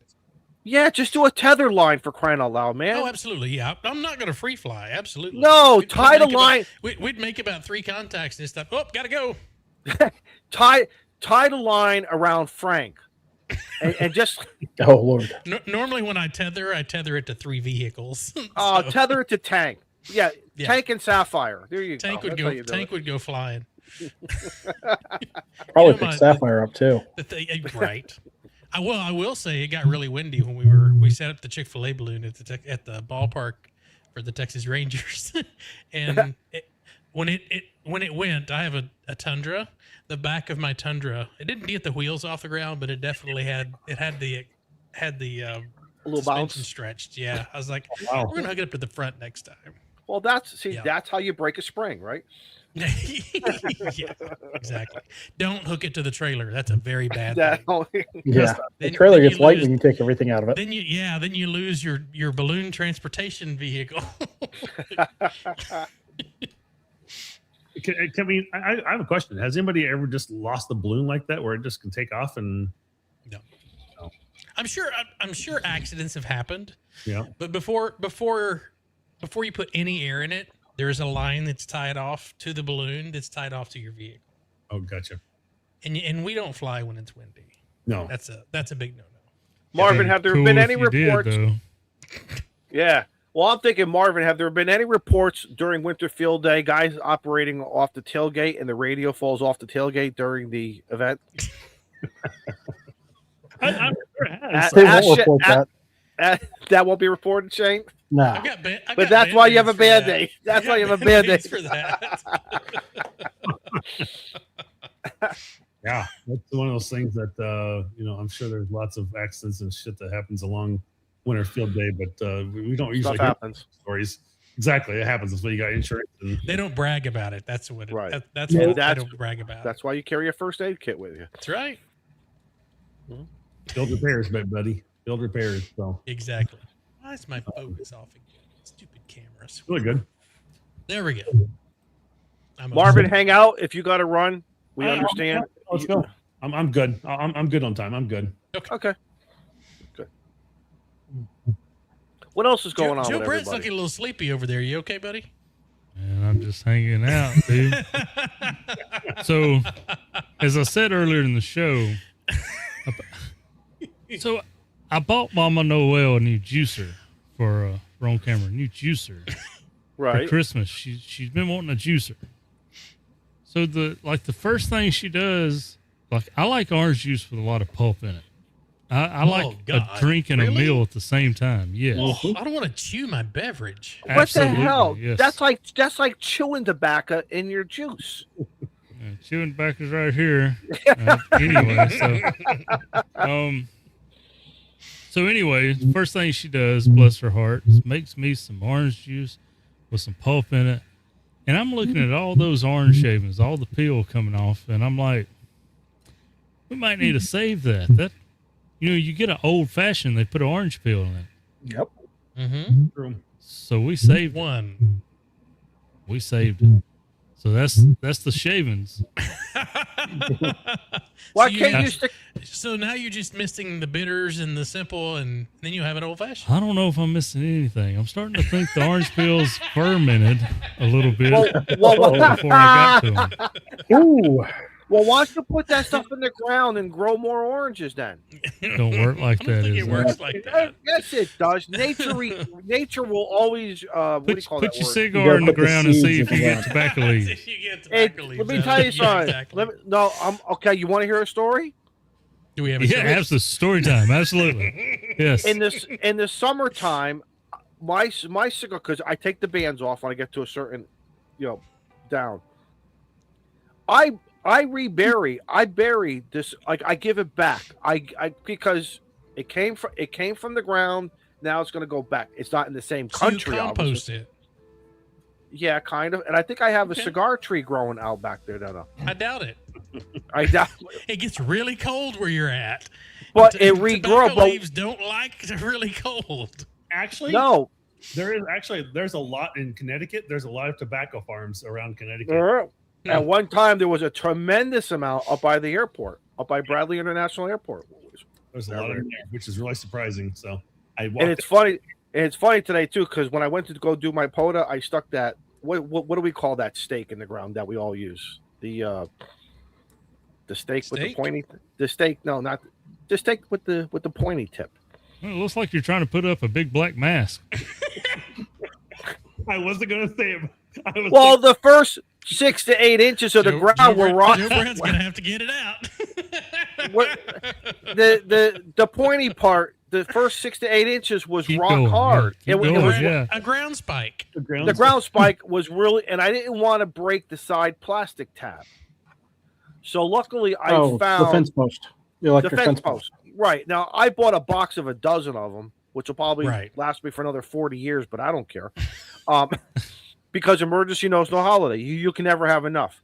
Exactly. So I ended up finding one of these parking barriers out of wood, and I just attached it to that. But I'm like, I couldn't get it into the ground. I'm like pounding away. I'm pounding that sucker, and I'm like, you know something. But I made 100. I made a lot of contacts. I made a lot of contacts there. That's I all. bet you did. Yeah. MRD says you always stroking enough, you'll make some contacts. Oh my god! Yep.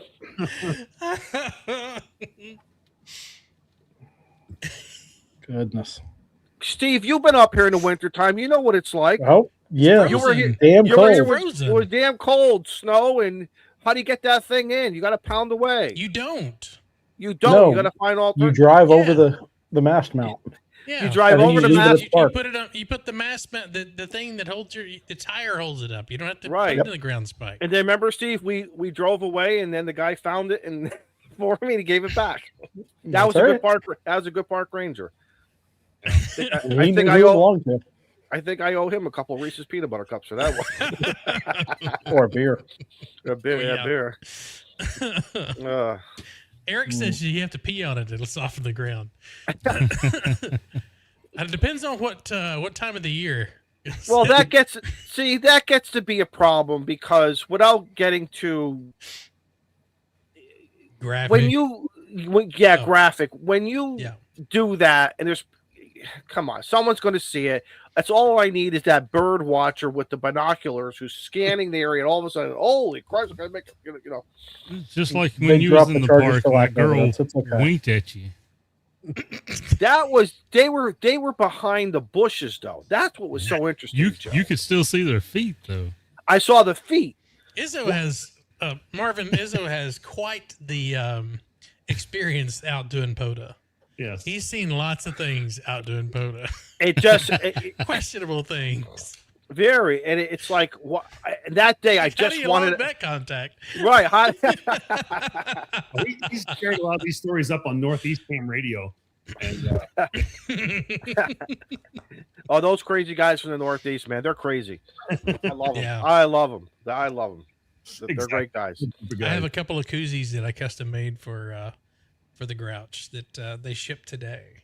So There you go, Grouch. I saw I him look, in the I chat look earlier. forward. So. Yeah, I saw him in there. I look forward to him. And Eric, he's got a whole bunch of stuff coming. I was gonna say, Shane, did In you one ship them January. north or south for Grouch? South. Okay. He's in his winter home. Because I was gonna send him to the other one. He's like, well, it might be a while before I get up there. You got it, bud. Anyway, what else you guys got coming up? Anything? I got to make some more business cards. Apparently, you got busy. I sent you the links to the real Seen business that. cards. Seen that. I gotta order Some of the those. ones from Amazon. So, I don't these are trust the the ones from Amazon. descriptions. Yeah. As long as they're .08, and that's not Hey, your BAC. Hey, hey, Shane. Hey, Shane, long can as I I- ask a favor? Yeah. Can I ask a favor? If you can do it, What's that? can you make a koozie right now for Marvin? Can you do a winter field day on one side, maybe his call sign on the other? Can we do a koozie right now if for I him? have permission to use the logo. Yes, absolutely. Do you mean to send it to you? Now You're I've not got it. selling it, so. Well, still, I don't want to steal people's logos. That Marvin no, guy no. could kiss her ass if he gets mad about that. Here's how All right, I'm sorry. I got to I'm out of reconfigure line. a little bit. Give me Just a suggestion, Marvin. Whatever you want, but Shane, I don't want to, But if you want to do it, if we could do it well, right I have an now, quick. idea. I don't know, Okay. Marvin. Did you see what I did with y'all's logo for the thumbnail for the stream tonight? I did see that a little bit. Yes, So can I use that? Can I just put that on there? That might work. Yeah. That's fine. Uh, So with our logo permission, it's basically as long as you're not rebranding it and selling it, selling gear of some sort with your club or whatever else you're wanting to do. If you're just wanting to put it on a flyer or put it on something, and you're giving those things away, that's fine. But if you start to sell it or do something else with it, then that's where we start to go. I don't think so. So Yeah, then we got problems. we got problems exactly. So We No, got some Marvin, kneecaps. Right, because Gonna we get hurt. appreciate you coming on. We appreciate you coming on here. You guys do a lot of work behind the scenes to promote this thing, get it going. 19 years in, man Yeah. deserves a we koozie. had it for since 22, but yeah, it's been 19 years running overall, which is really cool. I mean that to me is really tells a story that this has become much more than just a niche event, and that this continues to evolve and grow, and that it's really become a staple almost within the amateur radio community for an annual event, and I think that says a lot. So I've been very pleased with that, and I'm very very happy with the way things have gone. So when I took it over, I'll be honest, I had no clue what I was going to do. I was like, I'm taking this over, but it's going to be a wild walk, and it's been good. So overall, we've come a long ways. So I've been very pleased with the board members and everybody that's participated and helped. And quite honest, I mean, without you guys, we've had N1JUR, we've been at Live Free at Ham Radio 2.0, Ham Nation. We've been on a couple other YouTube channels, and I think last year overall total we had like over 20,000 different views from people viewing those different streams that we were on. wow. And I mean that's a lot, and that really gets the word out. And I couldn't do it without you guys, so I'm greatly appreciative back inviting us on and letting us be a part of your occupying your 2 hours here. So this is good. So really I good. got to vectorize your logo, so it'll take me a minute. Oh yeah. No problem at all. So, but I mean, I can do it as an image, but it looks better if I do it as a vector. it will be, yeah. My wife wants to move back to New England, Nashua to Manchester area, and I don't you remember the bills and the shoveling? Oh yeah, those. That's one thing. It's living in Northeast, it is freaking expensive up there. I mean, it's like my electric bill is like I'll call it $200, but then there's another $200 delivery fee for getting services to me. Yep. I have a $400 bill, and I was like, "Are you kidding me?" And Yeah, I'm currently here in Wisconsin, and I pay. I mean, it's like $1.70 something for like propane, and out there they want to charge me like $3.70 something or $3.80 something for propane. Your costs are more than doubled living out there, and it's like such bullshit. So anyway, It is. It is. No, you're really because as I'm getting older now, and I'm looking at what do I want to do, how I want to do it, take some certain monies here and there, and how am I going to live? And of course, the biggest thing is, family is here, but the overall is I got to keep the house running. Yeah. And the cost of me keeping this house running, So yeah, I and can I'm not going to be retiring anytime soon. so much cheaper. Yeah. Otherwise, you got to continue working because Wow. you afford the damn thing. So, it's not easy being poor in the Northeast. Yeah. You're right, Eric. You're right. We are frozen chosen, especially you guys up, north of me, 300, 250 miles north of me, even more. Mm. Yep. Frozen chosen. $600 over 28 days. Oh, Yeah. Jason, right now it's running me about $500 a month just for the oil bill. Paid. So God this is almighty. well, no, that was for the tank. So I got a tank. Well, what I did was I filled up back in July when it was obviously the price was cheaper. So then my first tank then I used was early December, no, late November. I got another one coming in, I think tomorrow. So it'll probably be one in February, March, about 5 a year. Yeah. good Lord. And that's just running the house at 67. When it's really dipping cold, we'll kick it up to 68, 69. But other than that, the house is 70 degrees flat, 67 degrees flat across. 64, 65, just because we don't want to pay the extra money to burn all the extra fuel. So we just like if we're sitting in and watching TV or something, I'll just cover up with a blanket on the couch and call it good, or on the chair, because it's just way too much otherwise. Well, at nighttime, I'm out here, and this Mr. Buddy heater just takes this heat and boom. And I mean, I could be in shorts very soon if I wanted to be, but it's nice. Yeah. But again, you're right. So either way, if I'm going to sit out here, I still got to go buy propane. So either way, yeah. Yeah, Mike says 6 to 7, and the other guy says I was pissed with a $150 gas bill. And it's like, yeah, no kidding. Yep. This coal. Dale Fargus, where are you at to still use this coal? That's what I'm wondering. Man. Del Fargus, you got to get on the Clubhouse. You got to answer that email and get on this Clubhouse, my friend. You got to get on here. We got questions for you. Marvin, can you unshare that document? Oh, I'm sorry. That's still. I think it's blocking me. I don't know. There we go. Oh, there you go. I love that's that. pretty. Isn't that cool? I like that. That looks good. Marvin, what's the history on that logo? Do you know? Like when was that the original? The bear is actually a it's already a trademarked bear, but we bought the rights to be able to use it, and then we actually took and modified the bear and actually put so the bear initially didn't have it just had the backpack, but it didn't have any straps holding the backpack on. So we actually went and modified it to actually hold the backpack on, and then it was like, I don't know, it's one of the skis or something, maybe one of the ski poles was kind of messed up of some sort, and so we went and fixed that and modified a few things. And I know what it was. It wasn't the ski poles. It was his ear muff and the microphone was off, and so we modified that to make sure it looked more correct. And so it's been good, and we put the colors to it, and I kind of like our blue and purple that we have, and it's really cool. I do like it. It's very, very attractive. I get a lot of comments when I wear it. So yep. So and of course they'll say to me, "You look a little fat in it." I was like, "No, there's history with this shirt. There's history with this hoodie." I don't know exactly when the bear became the Winterfield Day logo. That was before my time of taking it over, but we kept it as part of the logo when we got handed off the project, and we've kept it going ever since. So it's been a kind of a staple of it. And again, this year we got him sitting at a picnic table. So we reached out to like groups like Fiverr and Freelancer and said, "Hey, what can you guys do for an image? This is kind of what we're looking for." And so people were able to modify it and make it work. I was like, "That's really cool." So this next year, I'm not really sure exactly what the logo is going to be yet. It's going to be something we're going to have to work on and think about how we want that to look for our 20th year. But if anybody wants to do any volunteering internally behind the scenes, do you have opportunity in case there's anyone listening and watching tonight or on our replays or podcasts? So do you have any opportunities for them? Yes. So there's a couple of things.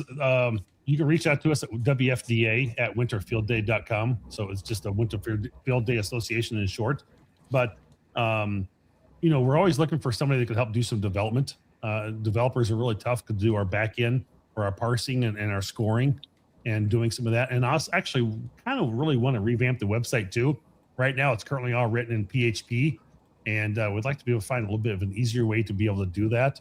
So if someone has some skills, some knowledge around some of that stuff and can help us with some of that, it's always good. Again, we don't really have a lot of funds to go out and really, pay someone, $2,000 or $3,000, $4,000 to redevelop those and do that. So if someone has the, skills or time available to be able to look at that and do it in the spare time and work on it for next year, absolutely just get a hold of us and say, hey, I'd like to be able to help out with that. I've done this in multiple different ways. We had the guy in Missouri for a short time that did a lot of development, but he must have went back to work full time or something, and he had to quit and not do any more for us. So he started on it and then never really did anything beyond that. So we're hoping that we can find somebody in development again to help do some of that on the back end, because it does take some, you got to know MySQL database. That's what we use is MySQL. And so looking for somebody to be able to run with that and know a little bit more. I mean, our guy who does it is great. He also runs a full-time business, so he's busy all the time. And, that's tough on him sometimes to be able to have the dedication time. So if we can have 2 or 3 people working on it instead of just one, it helps a lot. So Marvin, this is the first time you're watching this late. So this is the magic right now. And for anybody watching on the show right now, this is with the magic right now of the laser imprinting one side of your koozie. That is really impressive. My parents just got a laser, We Cut, I think was the brand name they got. And I started playing with that over Christmas time and started doing it on some boards and things like that. And it was actually really freaking cool. I was doing very basic, but I took some balsa wood and cut out this without a balsa wood all laser engraved. It was kind of cool. That was kind of fun. Yeah. So definitely improved. Yeah. Definitely improved from the days of doing the old wood burning projects. Remember that back in the 70s? And oh yeah, we did some of those back in like 4-H days and stuff. Yep, exactly. With the 4-inch freaking power cord. Yes. Yeah, no kidding. No So you doubt. had to play with it right by the drapes. Yeah, you got put on an extension cord, and the extension cord gets hot. Yeah, exactly. You had to like lay it at a certain angle or switch tips to be able to get the right angle to press. Correct. things. Correct. Mhm. Right. Oh yeah. And then you had Because the default I think was like the octagon, kind of an octagon design, but that was a default to the iron. It's direct to the iron. So if you want something different, yes, you had to use tips, and you had to use a pair of pliers if you were smart to take the tip, to put the tips on and off. And don't do it while it's hot. No doubt. Sounds like a voice of experience. Hey, maybe. No, I just solder. I mean, that's like crystal clear though. I mean, it's very well printed. Oh yeah. Eric, your comment in the chat about branding my Lee straight leg jeans, you're not too far from that. You are absolutely. It was the skinny jeans. No. They weren't bell bottoms. They were sort of like a boot cut. And I never used the rhinestones. A lot of the girls used the rhinestones, but I used to try to, with my wood burning, kind of do a design on a little area that it was me. It was like my little thing. So, Eric, that's a story for another time. That's pretty impressive though. Like I said, I thought it was pretty. Like I said, I got to play with my parents' laser cutter a little bit over the winter break there, and it was like, man, that thing's amazing what it can do. So you can like laser engrave on cups and wood, and you can they can do like long boards if they need to. It has an extruder in there. You can move it along, and it's like holy crap. Wow. Yeah. Mine's desktop, but I've got a dual emitter, so it does IR and blue light, so I can do metal and stone and all that kind of good stuff too. So like those rock coasters and stuff. Yeah. So we did like a laser engraving on this little here. Logo. Yeah, there you go. Yep. Yeah. So this is just a slate is all this is, and laser engraved on that. And I thought it turned out pretty slick. I mean, that was nice to have that done. So Oh yeah. yeah, You know what's great about the slate is if you screw up or don't like it, you just sand it down a little bit. exactly. Good. That's what it does. Excellent, Joe Brett. Excellent. So, yeah, my brother W4OPS Mike, he's actually ordered a bunch of stuff because he's got his store ham stuff online. So he thought, man, I could laser engrave a bunch of shit and throw stuff on there. So he'll be doing things like the Puggle logo and stuff on those slate ones for coasters. So that's pretty cool. Yeah, cool stuff. So yeah, those machines are just, I mean, 3D printers and laser machines, like they're so cool. What you can do with them nowadays, it's impressive. Who would have thought we would be incorporating that stuff into ham radio, right? Who would have thought that? You know, Who would We have have thunk it? who would have thunk it? Yep. We have a set of the wine glasses, the real thin glass, Yes. tall, skinny wine glasses, whatever. And Noel said, "Can you engrave on that?" And I'm like, "Yeah, but I was kind of scared too, because if you get the glass too hot, it explodes or Yep. busts." Oh, But I did it. I was scared. Do you have But to I did paint with a little black paint first? Yeah. So Is that because it's reflective that way? It's not reflective. yeah. So the laser just goes straight through the glass with a diode laser. Now I think like Shane, when Shane don't have the UV, he's got the IR, but the UV, I think you can laser directly on just a pair of glass. But Yep. Joe Brett, that's a great idea. So if you want to put your names, like your anniversary, like when you got married, something like that with some logo, that's a very nice. yeah, like Noel got me that. You can't hardly see it, but it's got the W in it for Yep. last name and my call Right. sign. Which You could also put a line in there for your pulp line. I like that. I really want to redo that because I think they used a weak laser. I'm not impressed with the laser job they done on it now that I've got one, but they didn't etch too well on that. But I'd like to do some more of the glass stuff. Yeah, it'd be fun to learn a little bit more about that stuff for What sure. I really want to do, I really want to get a fiber so I can deep Yeah. etch on metals and stuff. oh, I'm sorry. What do you want to do with you want to etch metal? Yeah, like Yeah. deep engrave into Deep metal. engrave it. Yeah. Oh, Or cut it if I want to. All right, Marvin, what else would you like on there? Or where would you like this? Just across the middle, at the top? Center in the Or middle. something else you want? No, it's good. you want your Would you name like on a- top of it? You want your name on top, or Oh, call sign's perfect. It's great. Would you like a better font than that? give? Actually, I'm kind of I was commending trying to do the it zero. because it has a zero. It actually has a zero in it with the slant in it, which you can never find. So, Yeah. Oh, wait, what was that one? That wasn't too bad. There you go. That works. Well, That if he was crafty enough, what I would do is find a font that you like and then bring the damn zero in on it as a separate character, so you still get your slash. But let Shane do Shane. I'm sorry. Listen, Joe listen, Joe is Joe is a Joe sensei. Brett. I'm just telling you don't have to use the same font on every character. I'm doing it live, son. That's I your ain't got fault. time to do all that. Well, actually, it's Izzo's fault. Right? Yeah, he's the one started. Okay. Marvin, I'll let you pick. Which font would you like? Let's put that one you had just there. Now I got to remember what I had. There we that go. one. That looks pretty good. That's a good zero slash. So Yeah. Even when I handwrite my zeros, I put a slash in it, and people are always like, "What the hell's that?" I'm like, "It's a Yeah, I zero." always do it. You're absolutely right, Joe. I still do it to this day. Mhm. that way Still you- do it to this day.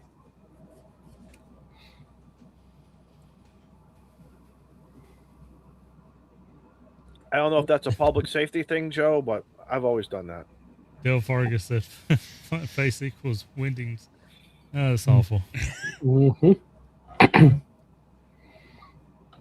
Know who a website programmer is? You saying you know a guy? Saying from the looks of it, Dell's got some experience with it. He put it in brackets and all. Man. Yeah, exactly.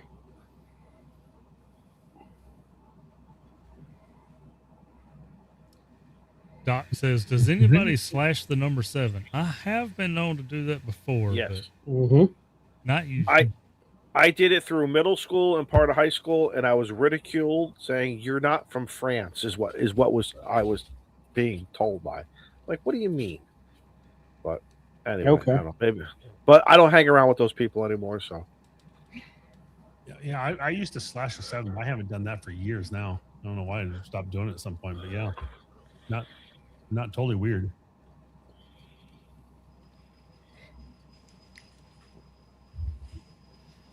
Marvin, you good on Zed? I'm good on Zed. Yes. Yep. Okay. So, yeah, it should be a Wisconsin address. So, Shane, thank you very much for doing this off the fly. Thank you. Yeah, I'll send you the bill. It's okay. Okay, yeah, send me the bill. no, it's pretty cool stuff though. It's very simple. Beer, snack, pay the man. Yeah, exactly. Yeah, exactly. There you Prep go. Paul says, so UV is greater than fiber. And I said, again, it all depends on what your end goal is. There's Yeah. a reason people get into lasers and then end up with 5 or more machines. Yep. Yeah, with the CO2 machine and I think my next Everything one is- will either be fiber or CO2, depending on what I keep doing. If I did the CO2, I would definitely go for the RF tube. Oh yeah, absolutely. I mean, for the simple fact that it's RF. yeah, Can I ask a dumb question? yeah. Since I know nothing Always. about this technology. Thanks, Steve. When you say is there like a CO2 canister that interfaces with the unit that's pumping CO2 into it? It's in a glass tube. It's a glass tube full of CO2. Got okay. So is that picture of that koozie right now? Is that the size of your bed completely? Is that all bigger you can go? Yeah, Okay. yeah. So mine will do 160 by 140 millimeters. Okay. It's a Galvo laser. And what's the brand of it? That'll- It's a longer Nano Duo. Never heard of that one. It was released off a Kickstarter in September. Really? Shane, how many do you think you've made now? About 500, 1,000? Koozies? Yeah. No. Just total everything. The laser's paid for. No, but I'm just saying in general, how many applications have you run through this thing right now? Do you think off the top of your head? Oh, how many things have I engraved with it? Yeah. Oh yeah, at least probably about 300-400 things. And the rotary just came in, so I'm doing. I can do tumblers now. nice. Wow. Yeah, Oh, and tumblers. this is what grinds my gears. Uh-oh. Shane's a dear friend of mine, Uh-oh. and Let me spend your money. Yes. you know, I'm all looking at this machine that he's got, and I'm looking at the accessories. Cool. It looks very nice. I like it. Very nice. That's So wonderful. I done set myself on. I'm going to get me one of the longer. I'm going to get what Shane's got because I'm looking the accessories. Is he's okay. Let me preface this. Shane's like, man, get the X tool. Get the X tool, and that's to get. And you know, X tool in the laser world is like DJI to drone and camera world, right? Well, I get the X tool, but the X tool accessories like the rotor that he's talking about, the rotary. The X tools is $100 more than what his cost. But But what? They do your the same damn software is thing. 100 times better than mine. You can keep saying You that. paid for that software. Because if you were having to deal with the G code stuff that I got to deal with this software, you'd been throwing that thing out the shack. Oh yeah, that's one thing. It would have said on the yard like the old pickup Yep. truck. This Exactly. Shane will ask me how I did something or whatever, and I'll be like, "Hell, I just did it in the software. I just clicked a button." Yeah, mine doesn't do that. You got to be a little more hands-on. Eric is right. Buy once, cry once. There you Eric is go. right. For sure. Prop Hand Paul says the X2 F2 is on sale. There you go, boys. Yeah, the X tool, that's a good brand too. Like I said, I think my parents used I think it's called WeCut is what they end up using. And Is it That's the popular. We create. that's it. The We Create. That's Create. it. And it was the 40, Without the E on the end. yeah, Yeah. without the that's it. And it did the 45 watt, and then you can go down to like the 2 watts. You can change out Yeah. the lasers. and go to something different. But yeah, that was really cool. So There's thousands of options depending on what you want to do. well, that's what my parents started looking at. It's like, man, it's like, which one would we buy? It's like, I don't know which one we want to go with for, this, that, or another reason. But I didn't like the WeCreate because it did not have a direct Ethernet connection. It was only based on Wi-Fi. And I was a little disappointed in that. So Yeah. Shane, Mine will do Wi-Fi, but in order to show the camera on screen, I got to connect it to USB-C. oh yeah. Shane, before you package that thing up, let's show everybody the final product. I just showed it. Good. Oh, I thought you were packaging. You did? Oh, I'm But sorry. we didn't embiggen you. I even put it on a can for it. Did you have a stroke? He was sleeping. Where am I? Is this the Northeast Hams YouTube show? No. We didn't embiggen you, so it didn't count. All right, hold on. Whip it back out so we Now, can show it big. if you did it already, you did it already. Don't worry about it. I even put it in a can. There you go. You gonna ship it with a can? Yeah, in a can. Let's get out already. That's Well, nice. it's used now. It's used.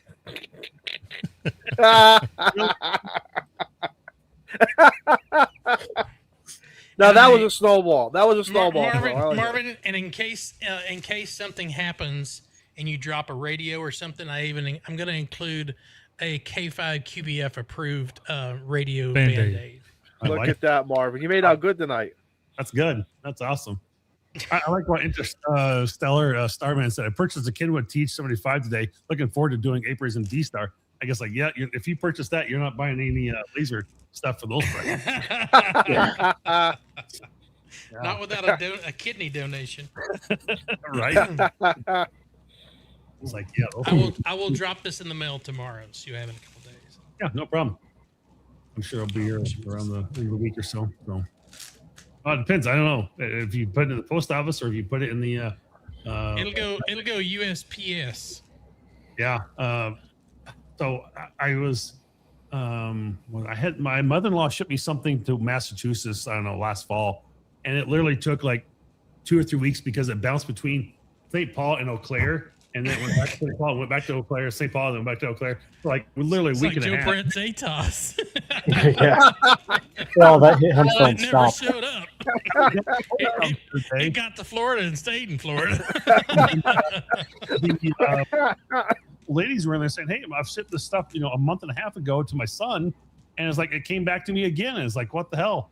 And it's like, well, someone screwed up with the scanning of it, whatever. And I know our brother W4OPS, when he shipped out stuff to customers, I think that thing, he had one item that he'd shipped out to California. It went to the destination, and it was like undeliverable, whatever. So it went back to the city, went back to like Tucson, back to Kansas City, went back to the location, and it literally was out there for 3.5 weeks, bouncing around in the U.S. Postal Service system. Oh, They're I will so say it terrible. did take a week. I think 2 weeks. I think it took for me to get a package up to Canada. Yeah. So I think the Pony, Express would be. Yeah, exactly. It's like, this is ridiculous. How's it bounce send it around? via amateur radio balloon. Yeah, a Pico balloon. Did your ATOS get bounced around, Joe, or what? Oh, I think it got dropped under a conveyor or on somebody else's truck. According to the tracking, it didn't make it out of Alabama where it originated. So, Yeah, there is a Wisconsin address on your QRZ. Is that correct? You're all good with that one. Okay. So it's solid. Well, I guess we're over time, guys, by about 15 minutes. All I'm going to do is package this thing up and ship it out. So if I y'all was wanna only going to say- stay an hour. if y'all were, I know, right? That's how it happens. You get in, you start having fun. Absolutely. It's all But y'all got anything else? If not, I'll hit the button. We'll say goodnight. You're not going to show the koozie the way how you lasered it? I love you. I love you, brother. Look at that face. He wants to bitch slap me into Wednesday. Don't make me throw this bow thing at you. Long as it's not a detox, I don't care. Yeah, exactly. Yeah. We can All right, arrange well, that. Thanks for joining us, everybody. We appreciate you, Marvin. Thanks for coming on. We'll look forward to having you on again. Anytime you'd like to come on and talk about anything you want, just let us know. We'll have you in. And looking forward to Winter Field Day, as always. Anybody else got anything? Nope. January 24th, All January 25th. Put it on your There you go. calendars. Yep. Don't All forget. right, 73. Donate. You want a metal Don't card? forget- Holla at you. Donate. Exactly. Donate. Bye, everybody. Good night. Bye. Bye.